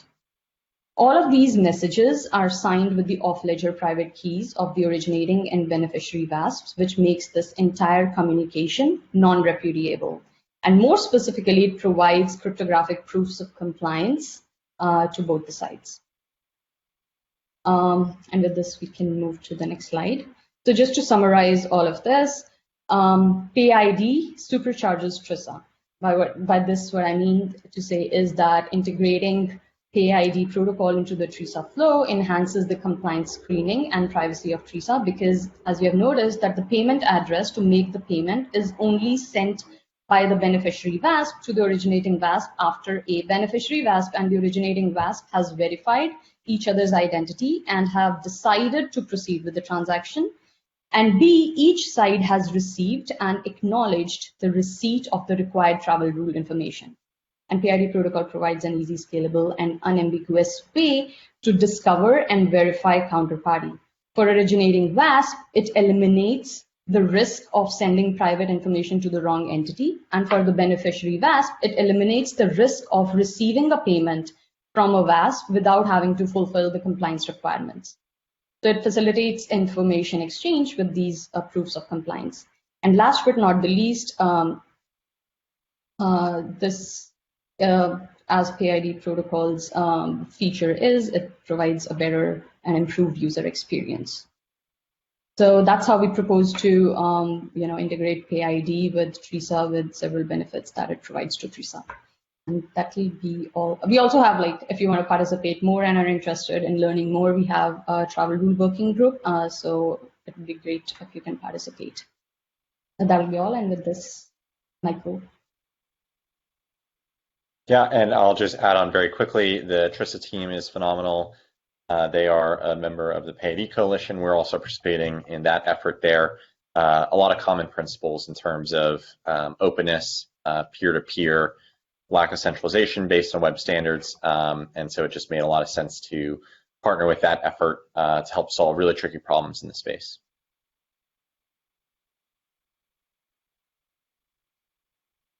So over to Warren. I don't know if we'll have time for Q&A here. I know we're running a little bit behind. Great. Thank you both. We are 9 minutes behind, 10 minutes behind now. But it's really important and timely for travel rule, obviously, with FATF kind of recommendations coming out here shortly. We want to, at this point, take a step forward, actually, and look toward more future functionality. I'm going to be welcoming Ian to talk about how PayID can be applied, particularly to commerce flows. So we're talking subscriptions, invoices, receipts. So actually businesses can actually use PayID to interact with others. Ian, go ahead and take it away. All right. Can everyone hear and see me okay? Yep. Okay, great. Get me with the sounds for a quick second. All right. So my name is Ian Simpson. I'm an engineer here at Spring. And on the next slide, we're going to talk a little bit about the Open Payment Stack. What you're seeing are the layers of what we call the Open Payment Stack, which is a combination of addressing, payment setup, payment clearing, and settlement. The layer we're going to be talking about right now with regard to PayID Commerce is payment setup. On the next page, we can see a little more about what payment setup is. Payment setup has a few moving pieces on its own, including address verification and compliance. The piece you saw earlier during the Chef XRP demo from Neil Hartner, and that we're going to examine more in depth now, is focused on commerce flows for formalizing transactions between users and merchants or other organizations. We've outlined some points on the next slide detailing the impetus for this functionality. Our key principle is user-centric commerce via wallet-to-wallet interoperability, which enables sophisticated use cases like checkout, auth capture, and subscriptions in a homogeneous way across rails. We're also already looking at enhancing this with features like automatic forwarding of details, similar to what you experience with other wallet solutions, which streamlines the interaction between a customer and a merchant. We're also looking to integrate receipts and transaction history and more. The next thing we'll see is how these pieces fit together. To give you a brief visual of what this looks like in terms of moving pieces, PayID Commerce Server is trying to act as the glue between the wallet, which the user will be interacting with to submit payment, and the merchant site, which is trying to articulate complex transaction types like invoices or mandates. Finally, the transaction is validated by monitoring the payment rail. Next, we'll see what this looks like for invoices in greater detail. In the case of an invoice or push payment, the user would start at the merchant's website on the checkout page, where the merchant would discover the customer's wallet via their PayID and create an invoice representing the transaction. The customer would then be redirected to their wallet with details about that invoice to choose their payment rail. And after submitting payment, will be sent back to the merchant where the PayID Commerce Server will confirm payment against that invoice via the rail.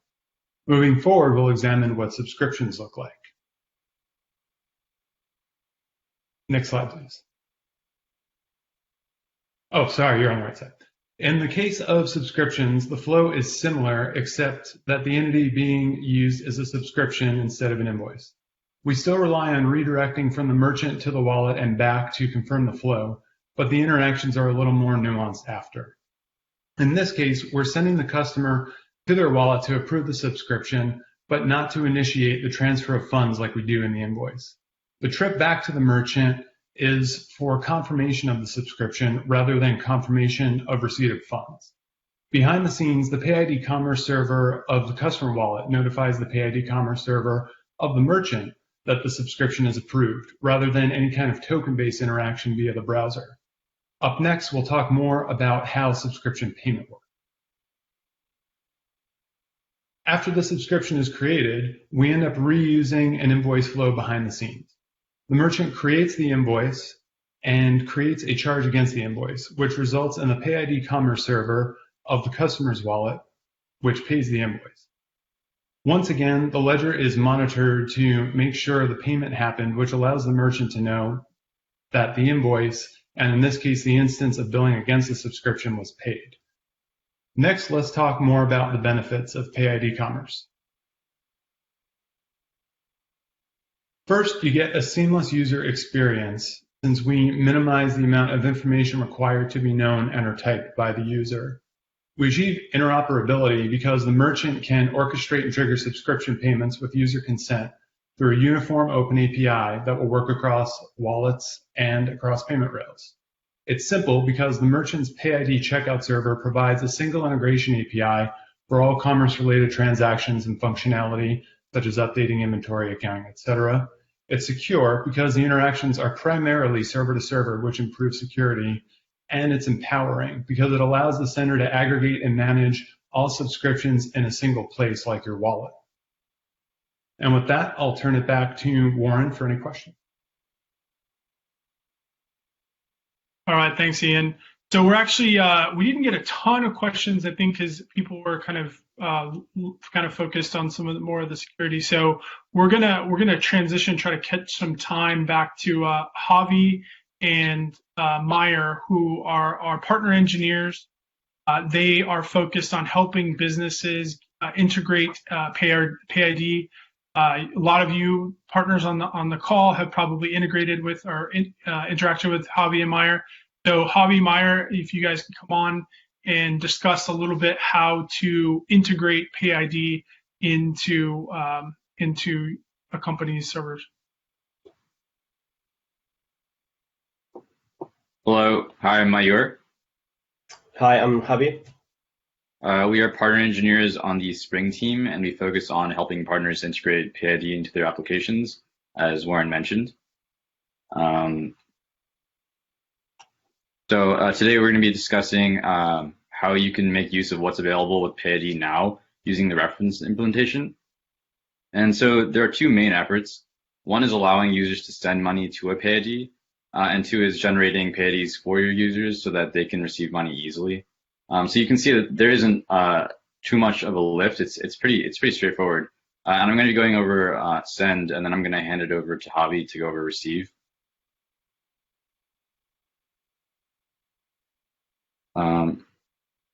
So from a send perspective, the basic PayID flow starts from the client application, and this can be a web app or a mobile app.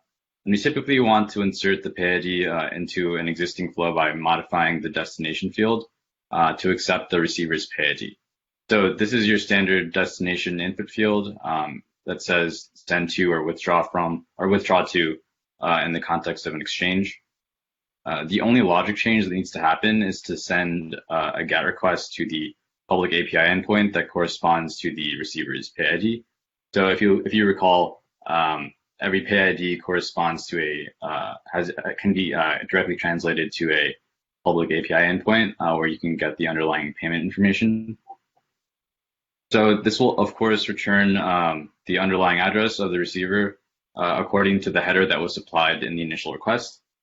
So in this particular example, we have BTC mainnet plus JSON, and that means that the PayID server is going to return the Bitcoin address. And then once you have this, you can just use your existing transaction logic to make the payment. So just to reiterate, there is no change in the transaction logic that needs to happen. You just use what already exists. I think this question kind of came up a bunch of times in the chat already. And you can do all of this with the Spring SDK, which is going to be talked about in greater detail during the next section. Right now, I want to show you an example of a great send implementation via PayID in the next slide.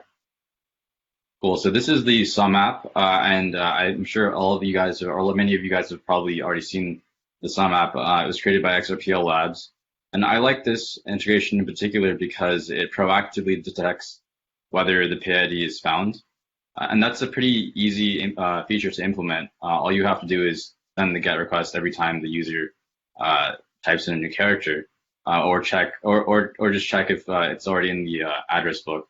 And it really enhances the user experience. So this is a pretty good model of what send should look like via PayID. So yeah, one thing that can be done in multi-currency wallets is displaying all of the rails that the receiver can accept payments on as soon as the PayID is typed in. And this can be done with the application/PayID plus JSON header. There's a slight typo here. It should say application slash, it should be an accept header that says application/PayID plus JSON. But by using this response, you can create a flow where the user gets to choose which payment rail to send on as soon as they type in the PayID. And so now I'm going to hand it over to Avi to talk about receiving via PayID. Thanks, Mayor. So if you want to receive payments through PayID, or you want to offer that to your user base, the easiest way is to run the reference implementation, which is open source and is available to download for everyone. So I'm going to go through the touch points of that integration, and then I'm going to show you that integration in action. So typically, what you will have is like a mobile app or a web channel where users can enroll and opt into the PayID scheme. That channel will have communication with the backend, a middleware, and that middleware is the one that is going to be talking to the PayID server. The PayID server is a Node.js process, so it's not resource hungry, and it's very easy to run. And it also offers two APIs, one public API, which is to be consumed by partners, and a private API that is to be consumed by your integration layer to create PayIDs and to amend addresses linked to a PayID. Usually, you will have a reverse proxy on top of your PayID server, so you can expose that to the public internet under your own domain, and communication with your partner will be under TLS 1.3. If we go to the next page, we're going to see this integration in action. You can see on the left-hand side is the Tangent application, where the user will choose a username, and when they click send, that will connect to the integration middleware that it will end up making a request to the private API of the PayID server, as you see in the right-hand side. As you can see, it's a very simple request. It's a post request to the private API, where you tell the PayID server what PayID you want to create and what address is linked to that PayID. So as you see, it's very simple to integrate. But before we finish, I'm going to pass it over to Mayor. He's going to talk about PayID metrics. Thanks, Avi. So yeah, I just wanted to mention as we close out that you can also enable Prometheus metrics on the reference implementation by changing just two environment variables. And this is useful because those metrics can be pushed to any Prometheus metrics aggregator. And you could run one locally as an admin portal to track the total number of PayIDs and the number of PayID lookup requests. And that's helpful for you to understand like how your users are making use of the PayID feature. And we also have a metrics aggregator that you can push metrics to at this URL. And yeah, that's everything. We're happy to answer any questions now. So over to you, Warren. All right, thanks, guys. I think you pretty much demonstrated how easy it is to integrate PayID. Michael said, before myself as well, we're able to deploy PayIDs, and we're not, server administrators by any means. So it should be pretty straightforward. There's great documentation. A few questions that kind of popped up. How many PayID servers are actually required if an organization is going to be running PayID? Yeah, so for a production server, as I said before, PayID server is not very resource hungry, but you need at least 2 servers to have high availability. Then how do you scale more than that? It depends on the traffic and how many requests you get. But at least I would say 2. And on that note, how resource intensive is a PayID server? So you don't need a very powerful server. You just need maybe with and that should be enough to run the PayID server. I think we had some audio issues with you, Javi. Can you hear me? Yeah, we can hear you. I think the key takeaway is it's not very resource intensive. Yeah, no. Just one vCPU and 500 meg is enough. Got it. Interesting. Okay. So what is the header format for non-XRP Bitcoin ETH addresses? What does that header format look like? That's a good point.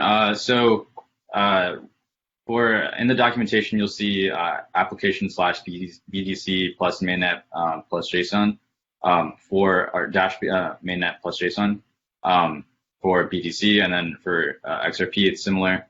And they all follow that same pattern where it's the ticker symbol dash the environment, which is a mainnet, or it's the mainnet or the testnet name plus JSON. So it all follows that standard format.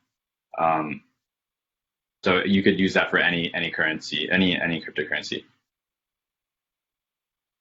Great. One other kind of like which like team members should actually be involved in actually integrating PayID? So for the send side, it would likely be your iOS and Android developers, and probably your front end team. For the back end, you're definitely going to it'll largely fall onto the DevOps team's plate. So that's who you would want to loop in when you're integrating PayID. Great. And then we have documentation for what types of environments currently. Yeah. Which types of environments is there documentation for currently?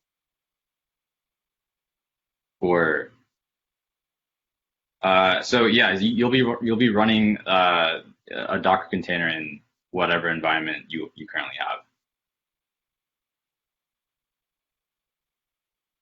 Okay. We've got a few more questions. So I think one of these that bubbled up was, if you have, say I have, multiple XRP addresses or multiple Bitcoin addresses, can I use one PayID for all those addresses, or like what is kind of the recommended way that I can manage like multiple addresses? Yeah. So right now the protocol only returns one address per environment and network. So you can have one XRP ledger address. If you need two XRP ledger addresses, you probably need to create two PIDs right now. That would be the way. Yeah. Right. And then another one, what's the difference between the PayID public API versus the PayID private API? So the public API lets you see what the underlying address information is, and then the private API is specifically for the reference implementation of PayID. When you're using the reference implementation server, you can change, create, update, destroy the users, and the PayIDs. Right. This is awesome, guys. You did really well. Anything else you want to add? Nope. I mean, overall, it's been really straightforward to help partners integrate. And we found that it seems like as soon as the launch happened, a lot of people have been able to do it self-serve and not require any handholding. So I highly encourage everybody to go out and try running their own PayID server and getting these implementations going. Yeah, that's a great point. PayID is an open protocol, open standard, so self-deployment is kind of the way to go. If you do get stuck or you get blocked, I recommend joining the chat.payid.org Discord channel. A lot of developers will be monitoring that to help people get unblocked. We want to get as many PIDs deployed as possible. So appreciate you guys. Thanks for dialing in.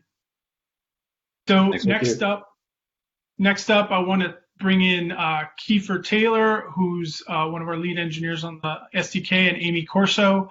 They are going to be covering, ways to send using PayID for the SDK. Hey, so I'm Kiefer Taylor, and I work on Spring SDK over at Spring. So if we could go to the next slide. So I just wanted to give a brief intro to what Spring SDK is. It is the development toolkit for basically everything that Spring touches. So we work on a variety of protocols that are all open. So XRP, ILP, and now PayID. It is a cross-platform SDK. So we publish libraries in Java, JavaScript, and Swift. So hopefully on like most major platforms, you can pick up Spring SDK and just sort of start building with it. All of these libraries have similar APIs. They behave in similar ways. They have similar constructs. And they all power basically everything Spring builds. So they power our web wallet. They power the charitable donation flow that you saw earlier in the day. And basically, we just build on top of our own things and eat our own dog food there. And then lastly, Spring SDK tends to be a pretty opinionated view of how to do common tasks and make them super easy for developers.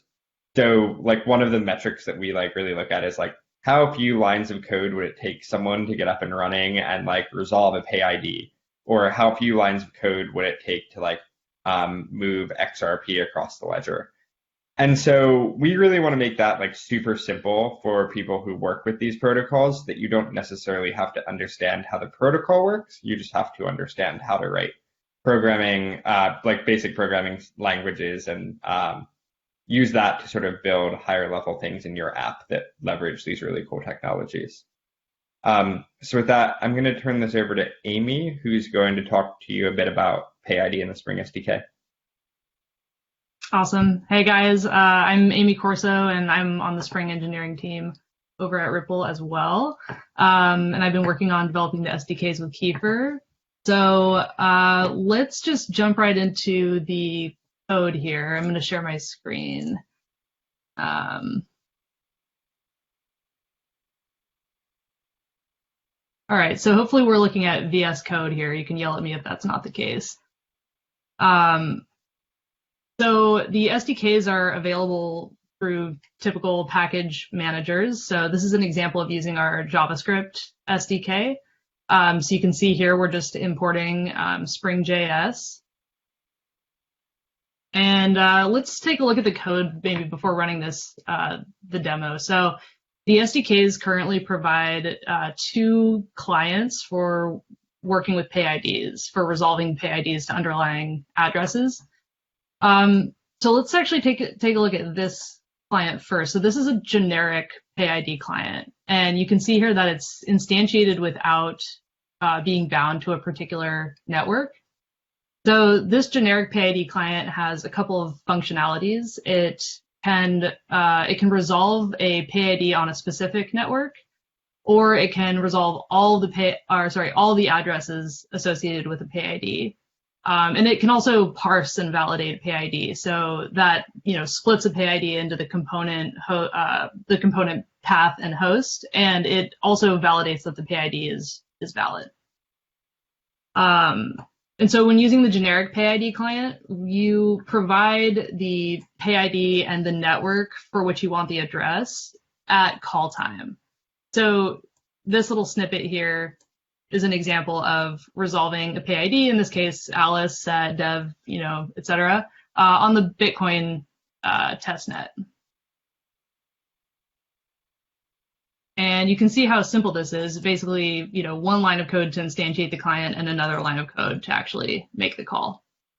And so here at Spring, we also work a lot with the XRP ledger. So we have another PayID client called XRP PayID client that has similar functionality, but what we do here is we instantiate this client with a particular XRP ledger network, which is expressed here as an enum. So it's kind of hard to screw that up, and it allows for some internal sanity checking. And then the other thing to note about the XRP PayID client is that this client always returns addresses in an X address format. For those of you who don't know what an X address format is, it's a format that encodes a classic address and a destination tag into one address. So it's a safer form of address to use because it checks validity and it makes it impossible to forget your tag. So with that said, let's actually run this demo. And you can see here that using our generic client, we were able to resolve a Bitcoin testnet address. And using our XRP PayID client, we resolved an XRP ledger address there. So one of the key design considerations that went into the SDKs was to use sort of a centralized core architecture to handle the networking components and to make that code highly reusable. So that's actually not something that you guys have to know about or care about, luckily. That's kind of the point of the SDKs. But the effect has been that overhead pays off in sort of ease of development across multiple language and in terms of adding additional features. So I have essentially an identical demo here in Java. So now we're looking at Java code. And you can see here that our generic PayID client looks essentially identical, our XRP PayID client identical, our method signature identical. We could run this one too. So yeah, that's the idea behind the SDKs, is to keep everything as consistent and similar as possible. Let's see, you guys resolving. Great, so there's our same address resolution here in Java, and if we look over at the Swift example, it's also essentially identical, but we see for example, the crypto address resolution method is a little bit more idiomatic here to Swift. But yeah, all right, so with that, I will pass it back to Kiefer, who's gonna show us a little bit more about how we can integrate across services using Spring. Sure, so I'm gonna share my screen as well. So as I had talked about in the beginning, one of the things that we have in the SDK is support for multiple protocols. So even though we support PayID, we thought, hey, what else can we do with PayID and XRP?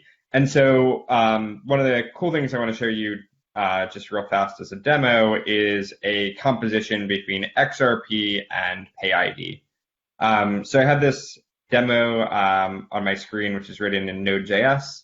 And basically we have an XRP client, which is a class that interacts with the XRP ledger. We have the XRP PayID client, which is this class that Amy talked about, and that knows how to resolve PayIDs to XRP addresses. And then we can compose those two together into a Spring client, which actually knows how to talk to both of those protocols and make them work together. And so in this example, we're just going to make a Spring client, and we're going to use it to send some drops of XRP to a PayID directly using a wallet. And a wallet is just a lightweight object which encapsulates keys. So this particular wallet is on testnet, and it's generated from this seed. So I can go ahead and run this demo. And basically with those 4 or 5 lines of code of instantiating these objects and wiring them together, we can actually send 10 drops of XRP to Alice at dev.payid.spring.money. And it's from my wallet address, and I get a transaction hash. And then we queried the ledger using Spring, using XRP client, and the XRP client confirmed this transaction succeeded. And then just following along what Amy talked about, we have this same demo in Java. It looks basically the same. All of these classes exist in similar ways across all of the SDKs, all the SDK libraries, modulo some idiomatic language things. But I can go ahead and run this, and this will go ahead and build, and we should see, hopefully, yeah, there we go. We should see the similar output here. So we're going to send another 10 drops to Alice. And the reason this send is slow is we're actually waiting for the transaction to settle on Ledger. So hopefully, Perfect. Yeah, so we get another transaction hash out. And then at the risk of boring you, we have the same demo in Swift as well. So I can go ahead and run this, and this will also do the same thing in Swift. And the point of having these things is basically that the point of having all these libraries is that you can interoperate with like whatever language you're using to build your app or your library or your binary or your server. Like we have a surface for you to integrate with. And if you're like a mobile shop and you have Android developers writing in Java and you have iOS developers writing in Swift, those two teams don't have to learn different language paradigms, right? Like an XRP client exists in Java, it exists in Swift, and it exists in JavaScript. And so when you start to understand how these things all fit together, you can move between languages or build multi-language things very, very easily. So again, this demo we sent another 10 drops to Alice, who now should have probably 30 drops of XRP in her account. And we got a transaction hash out of it. So that will finish our demos. If we could go to the next slide, which I can't see anymore.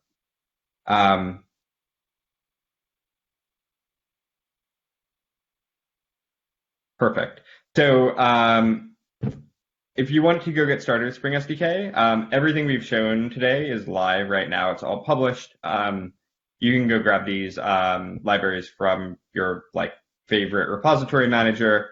All the demos that we just showed are also open source. So they live in Spring SDK demos under the Spring Eng org on GitHub.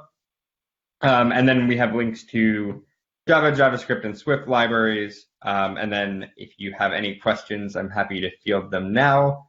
Otherwise, you can bug me or Amy later or one of our other teammates on forum.spring.io. We monitor it fairly often, and we'd love to hear feedback or hear your questions or help you get started with Spring SDK. So with that, I'll turn it back to Warren. And take Thanks, any Kiefer. So Kiefer, we actually had one question. There was a few Golang and Perl fans in the crowd that want to know when support could be available for Golang and Perl, or if how can a developer actually get involved in implementing the SDK in their own languages.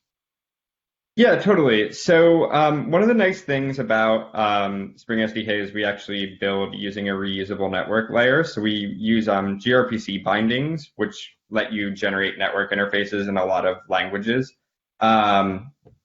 So you can get a lot of that stuff for free. And then we provide a common core JavaScript library that you can bind into as well. So you'll never have to go parse your own PayIDs unless you want to. You can actually just hook into our code.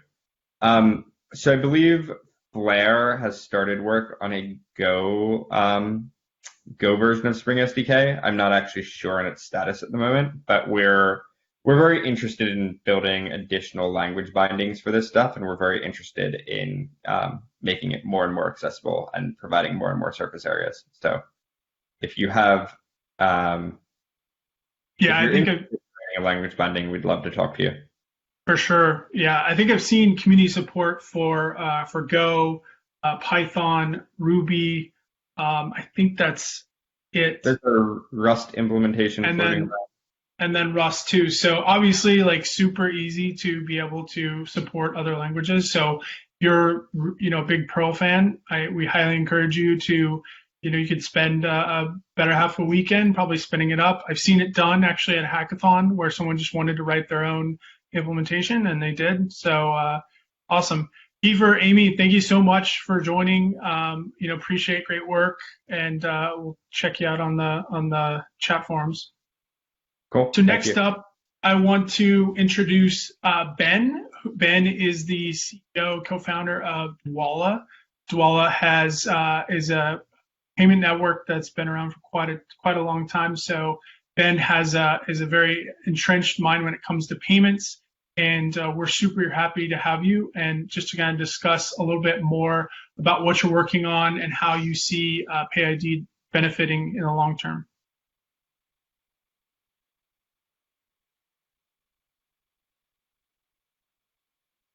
Can't hear you.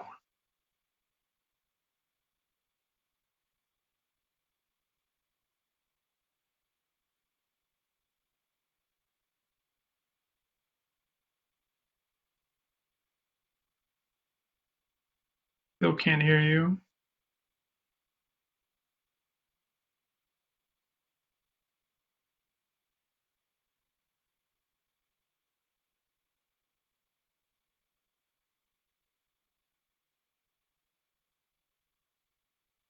Okay, no, I can't hear you. I can read lips, but I can't hear you. If you want to go ahead and just try to do a refresh, we can spend a few more times with question. Yeah, okay. We're running fast anyway. We're 5 minutes ahead of schedule. So just a few more questions that bubbled up. Looks like there's been. Let's scroll down. Definitely, upvote the questions at the bottom so we can start to see some of those populate. We'd love to see, more and more. So someone asked, can PayID support telephone numbers as an account identifier?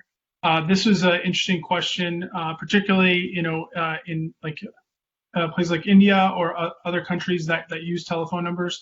So currently there isn't a proposal for this, but, we're always open to RFCs. We want to make sure that that we're allocating and trying to have the widest kind of breadth of different identifiers to include. So we'd love for anyone to publish an RFC. There's a lot of developers are actively implementing the current RFCs right now on GitHub. Ben, you with us? Yeah, let's try this time. All right, there he is. See, refresh. You didn't have to throw your machine out the window. Man, that's why we have test runs, Should have just worked. My bad. All right, welcome back, Ben. Take it away. All right, everybody. Making sure, can you give me an audible? You can see my screen? We can hear you. All we right, can see great. the screen and hear you. It's all working. Well, welcome to my basement, everybody. I appreciate you having me today. If you want to follow up with me at all, you can just find me on Twitter or shoot me an email at b@dwolla.com. For those that aren't familiar with Dwolla, Dwolla is a programmable payment platform. Essentially, our clients embed our APIs into their software applications to enable payments for various reasons. And APIs are nothing new to this particular crowd. So a good way to think about Dwolla is that our clients build their own interfaces and then utilize us to connect to complex regulated infrastructure, specifically for moving US dollars. I'm going to talk a little bit today about how we're opening the platform up so that developers that are building applications for non-fiat currency, non-USD, are actually able to start integrating with Dwolla. Our client base is really responsible for the innovation and the end user experiences that are built on our platform. That's everything from automated savings application to fractional ownership applications to payouts to payments at gas pumps. There are so many different uses of the technology that we could be here all day. But the important thing to kind of call out here is that each one of our clients has a different user experience, a different interface, and the commonality between them is really just they want to program a payment. They want to program money going from one bank account to another. Obviously, that's pretty similar or has applications that are similar to how you could use PayID. And in our world, every payment has a source and a destination on platform. You got to know where the money comes from and where it's actually going. Now, not every payment interaction is a payment, and that's something that I think is really unique about PayID and where potentially there's a lot of value for platforms like Dwolla and even Dwolla's clients. When you look at those data integrations that are not related to moving actual money today, they look like card issuance, notifications in Slack, real-time risk scoring, or shared tokens with platforms like Plaid. These are obviously just extending our platform with partners using data in ways that complement the transaction. And that's a place where I think PayID can be really interesting on the partner side. Now, partner applications authenticate into client applications. And the reason that can be really powerful is that essentially with a single implementation and an auth, the partner application, which can be built by a company, an individual to support a technology, product, protocol, really whatever you want, can get access to all the data inside of a client application. So all those millions of customers that are inside of our client applications can be essentially indexed with new addresses, for example, that could open things up pretty substantially. And my personal perception is PayID helps solve a four-dimensional problem. And four-dimensional is just to say a hard problem. PayID helps our clients pre-negotiate before the payment, to get the payment credentials before the actual payment is made. And sharing the payment credentials is actually a more difficult technical problem than I think most people realize. Now, that non-payment interaction also starts making payments possible cross-platform, not just our platform, but others as well. And I know we have clients that have already implemented PayID, but I haven't seen the implementations yet, and I'm excited to see it.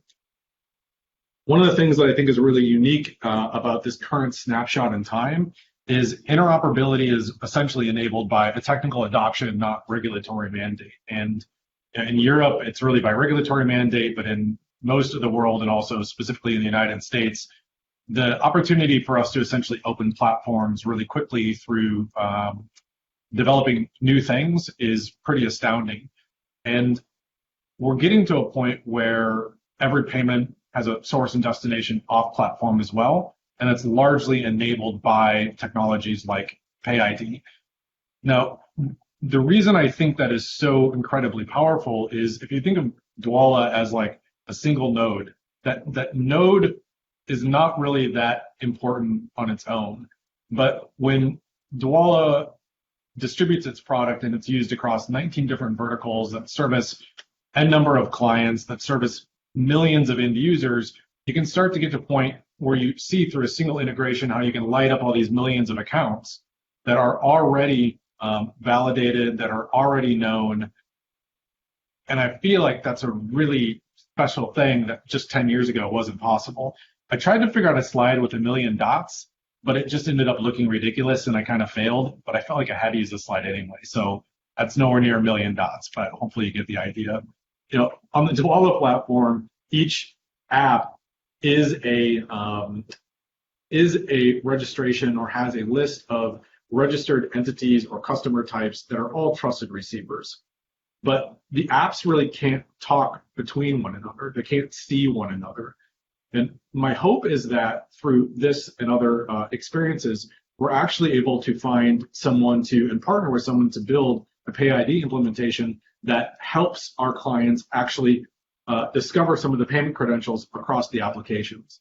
And in doing that, lights up all those trusted receivers in a way where the applications built with different financial institutions start to become more discoverable and transactions can start to seamlessly occur between different applications built on different platforms, whether or not that's directly with the Wells Fargo or a number of customers building on Dwolla's platform.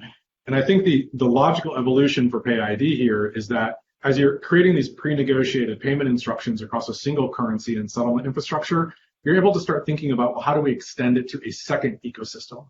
And in a platform like Dwolla's that can actually onboard MSBs, regulated financial institutions, inside of a client application, you start to get to this really exciting opportunity where you can start to enable off-platform cross-currency exchanges, which historically has actually been really hard. To do that from scratch could take somebody 10 years. It took me 10 years. But now, essentially, it's possible by adopting the right technology and protocols in the right order, which I think is a super exciting thing currently for developers. And I think the snapshot in time is really special because the power of what gets built is now with platforms where it used to be almost solely controlled by the banks. And so people that are implementing PayID are creating interoperability in a way that, again, I say 10 years ago, because that's kind of when I got started in some of this stuff. Back then, it wasn't even possible. Now my job is really to support impactful technology and enable new innovation. PayID is new innovation and something I think is going to be really impactful. Now, if you're interested in building a PayID implementation that could be used across the entire Dwolla platform, I would very much like to talk to you. The developer docs are open and public, and the same implementation that is built when you're a client application is a little bit different than a partner application because partner applications can be built by people all over the world. You don't need to be in the United States. You just need to be a really good developer that can pass the information security review and also support the application well. So if that is something that interests you, I'd love to hear from you. Again, on Twitter at VPMill, and just shoot me an email at b@dwala. I am extremely excited about what PayID is doing, and I think it starts to pave the way for interoperability between platforms in a way that we simply haven't seen yet. So thanks for building it, and thanks for having me.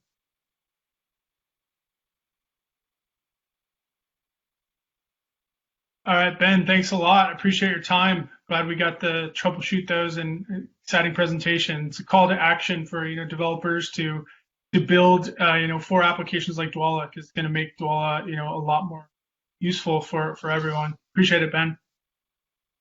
So next up, yeah, thank you.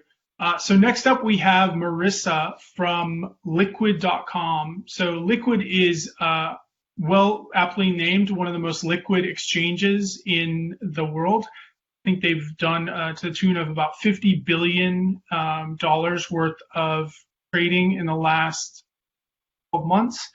So Marissa is going to talk about the exciting use case of how exchanges can actually use PayID. So Marissa, if you're in the queue, go ahead and join.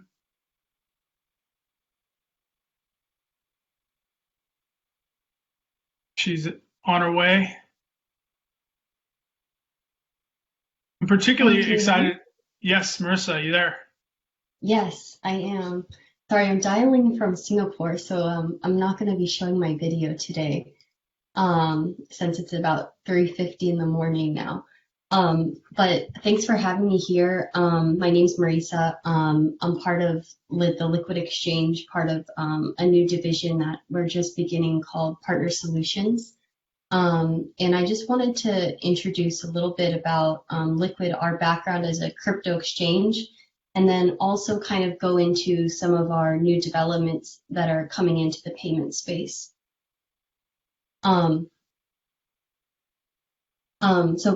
Liquid Group was started in 2014, previously known as CoinX, and we have about 200 employees globally. We've been predominantly headquartered in Japan as the first licensed cryptocurrency exchange, and also located in Singapore and some of these locations here. So whenever we heard about PayID, I guess compliantly working with the FATF, that was something that really resonated with us. And currently as an exchange that is, regulated in Japan, and then now going for our Singapore license, it's something that's really relevant and important to us. Just a little bit about our history is that we've always been, we started as a fiat to cryptocurrency exchange. So we've always been working very closely with banks and trying to make it easy for users to onboard and purchase their cryptocurrency for the first time. Like I said, regulation first, we were the first licensed exchange in Japan and currently hold about 60% of the trade volume for Bitcoin JPY, and definitely have the deepest liquidity in terms of building that order book. In 2017, we also conducted this cash ICO to basically fundraise with our white paper to build something called the World Book. And what the World Book vision has been is to basically bring in all different liquidity sources from global exchanges and basically put those prices within our order books in our exchange and kind of combine liquidity. And we did that first implementation in 2018 by basically combining our fiat to cryptocurrency exchange and our crypto exchange called Cryptos. And that's what we made of Liquid. And with that, we've been making tons of new enhancements, and one of the key things that we do is this technology called multi-market orders, which kind of is the building block for the World Book. And with the multi-market orders, what we use is our Bitcoin Japanese yen liquidity, and we apply that to other fiat to crypto markets, like, say, for example, Bitcoin Singapore dollars or Bitcoin Hong Kong dollar. We do the FX in the background and are able to price, deeper books for those pairs. And then now coupled with that, we've actually all added that to some of our altcoin markets using a Bitcoin pair. So say, for example, that somebody wanted to trade, say, a token that doesn't exist on our exchange, say, for example, an altcoin, or even across different protocols, say that they want to trade like Dash to XRP, for example. We currently don't support that on the order book, but using our multi-market order technology, since we have both the BTC pairs for those currencies, we're able to synthetically create prices and offer liquidity in these markets. So that's just a little bit of background of some of the technology that we've been building in our exchange. Is kind of this MMO capability, and now we're currently integrating with other exchanges as part of the World Book to then also bring in liquidity into the liquid. That's kind of what's been going on the professional trading side. And in addition to that, we've also been, kind of building on the foundation of making it really easy for and fast for traders to not only deposit any crypto assets seamlessly within seconds. We implemented like zero confirmation BTC deposits, and then also we've been probably the first exchange in the world to integrate multi-party computing technology across all of our cryptocurrency withdrawals. So what does that mean is that basically when you submit a withdrawal request, instead of doing a cold wallet, movement to the warm wallet and releasing the funds for our users and our traders, like a couple times a day, we're basically now moving to the MPC solution where we can release funds almost near instantly in pretty much sub 1 minute withdrawals. So that's just some background about our exchange, that in terms of technology, we've made the MMO, and we're continuing to build on this World Book, and also just really enhancing our service levels. And, it's great to create this trading venue, but the thing that we realized is that this infrastructure can really be used for payments. And that's where kind of the vision of our new product called Quick Exchange has been developed, is basically how can we use our strong infrastructure of being able to quote currencies in different prices, use our liquidity, the ability to recognize deposits, and also be able to process. And how can we use that as kind of a payment infrastructure? So that's kind of some background. And we now have basically our beta version running of our flexible payment API called Quick Exchange, and a widget that can not only process, fiat crypto, or also kind of crypto to fiat payments. And the way that we see this kind of working with PayID is we hope to kind of, we don't want to be doing, KYC for every single, small crypto payment transaction. And so I think PayID having a universal identifier can really help us be able to send these payments seamlessly and make it a much better user experience. And also be able to potentially send things. I know right now that PayID is not interoperable with different blockchains. So one payment recipient wants, or payment sender wants to send to a recipient, then both sides need to be able to support Bitcoin addresses, for example. And perhaps that maybe with our quick exchange product, we'd be able to support, like, I guess, different protocols and chains, be able to provide the coding and, enable the sending across different protocols.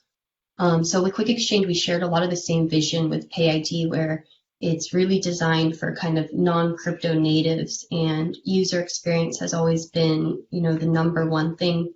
And I guess on the surface, a lot of people think some of like parts of what has been developed so far might look like a Changely or Shapeshift type of product, but the background is very sophisticated and built on our world book and MMO.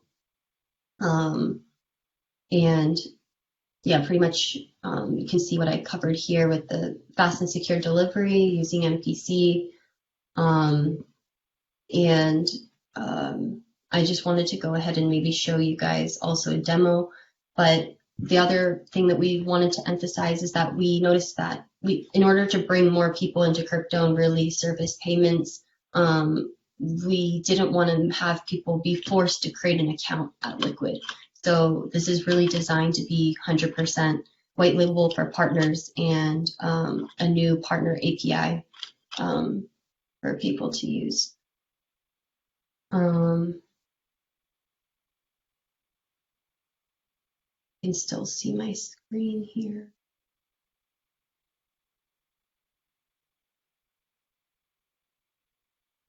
I'll just show kind of the fiat crypto we have in here. We've implemented card payments. In here we can purchase, say, with Aussie dollars, buy Bitcoin. And we've created this to be an iframe widget so that people can easily use.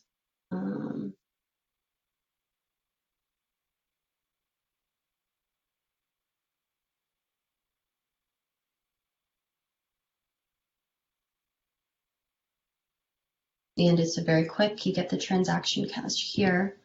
And then I'd also like to show maybe just a visualization, of using our API for, say, some crypto swaps. So say that I wanted to go from Bitcoin to Ripple, for example. We also think that this widget, you can hide certain aspects of it and have guaranteed delivery. The, I guess, e-commerce provider. Okay, let's see. So I guess the point is that we can put in any settlement address. So, say that the merchant wanted to receive USDC, as a stable means. What this API does is that it provides a Bitcoin address, and as soon as it's received, it auto converts it and delivers it to a non-custodial wallet, or whatever wallet that you designate. So let's do the same thing with XRP for the sake of the example. So I can easily just, you can feed this via API or copy paste it here. And then we display the address as soon as the payment is sent. Say that it was sent via PayID to this Bitcoin address, then it'll auto convert and it could deliver, say, Ripple to the recipient. That's just another example here.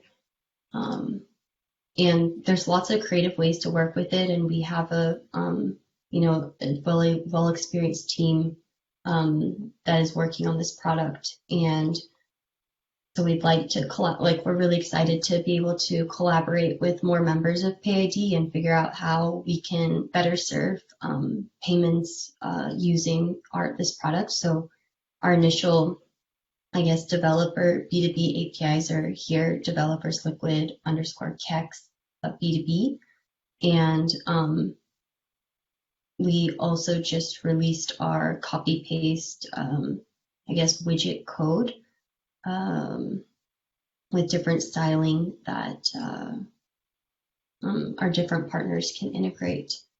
And it basically just shows these two screens, but you could also hide certain areas and use it for e-commerce. So we hope to be able to, similar to what BitPay is offering, be able to offer integrations into different e-commerce widgets, shop-in plugins, and make payments really or crypto payments really part of everyday life.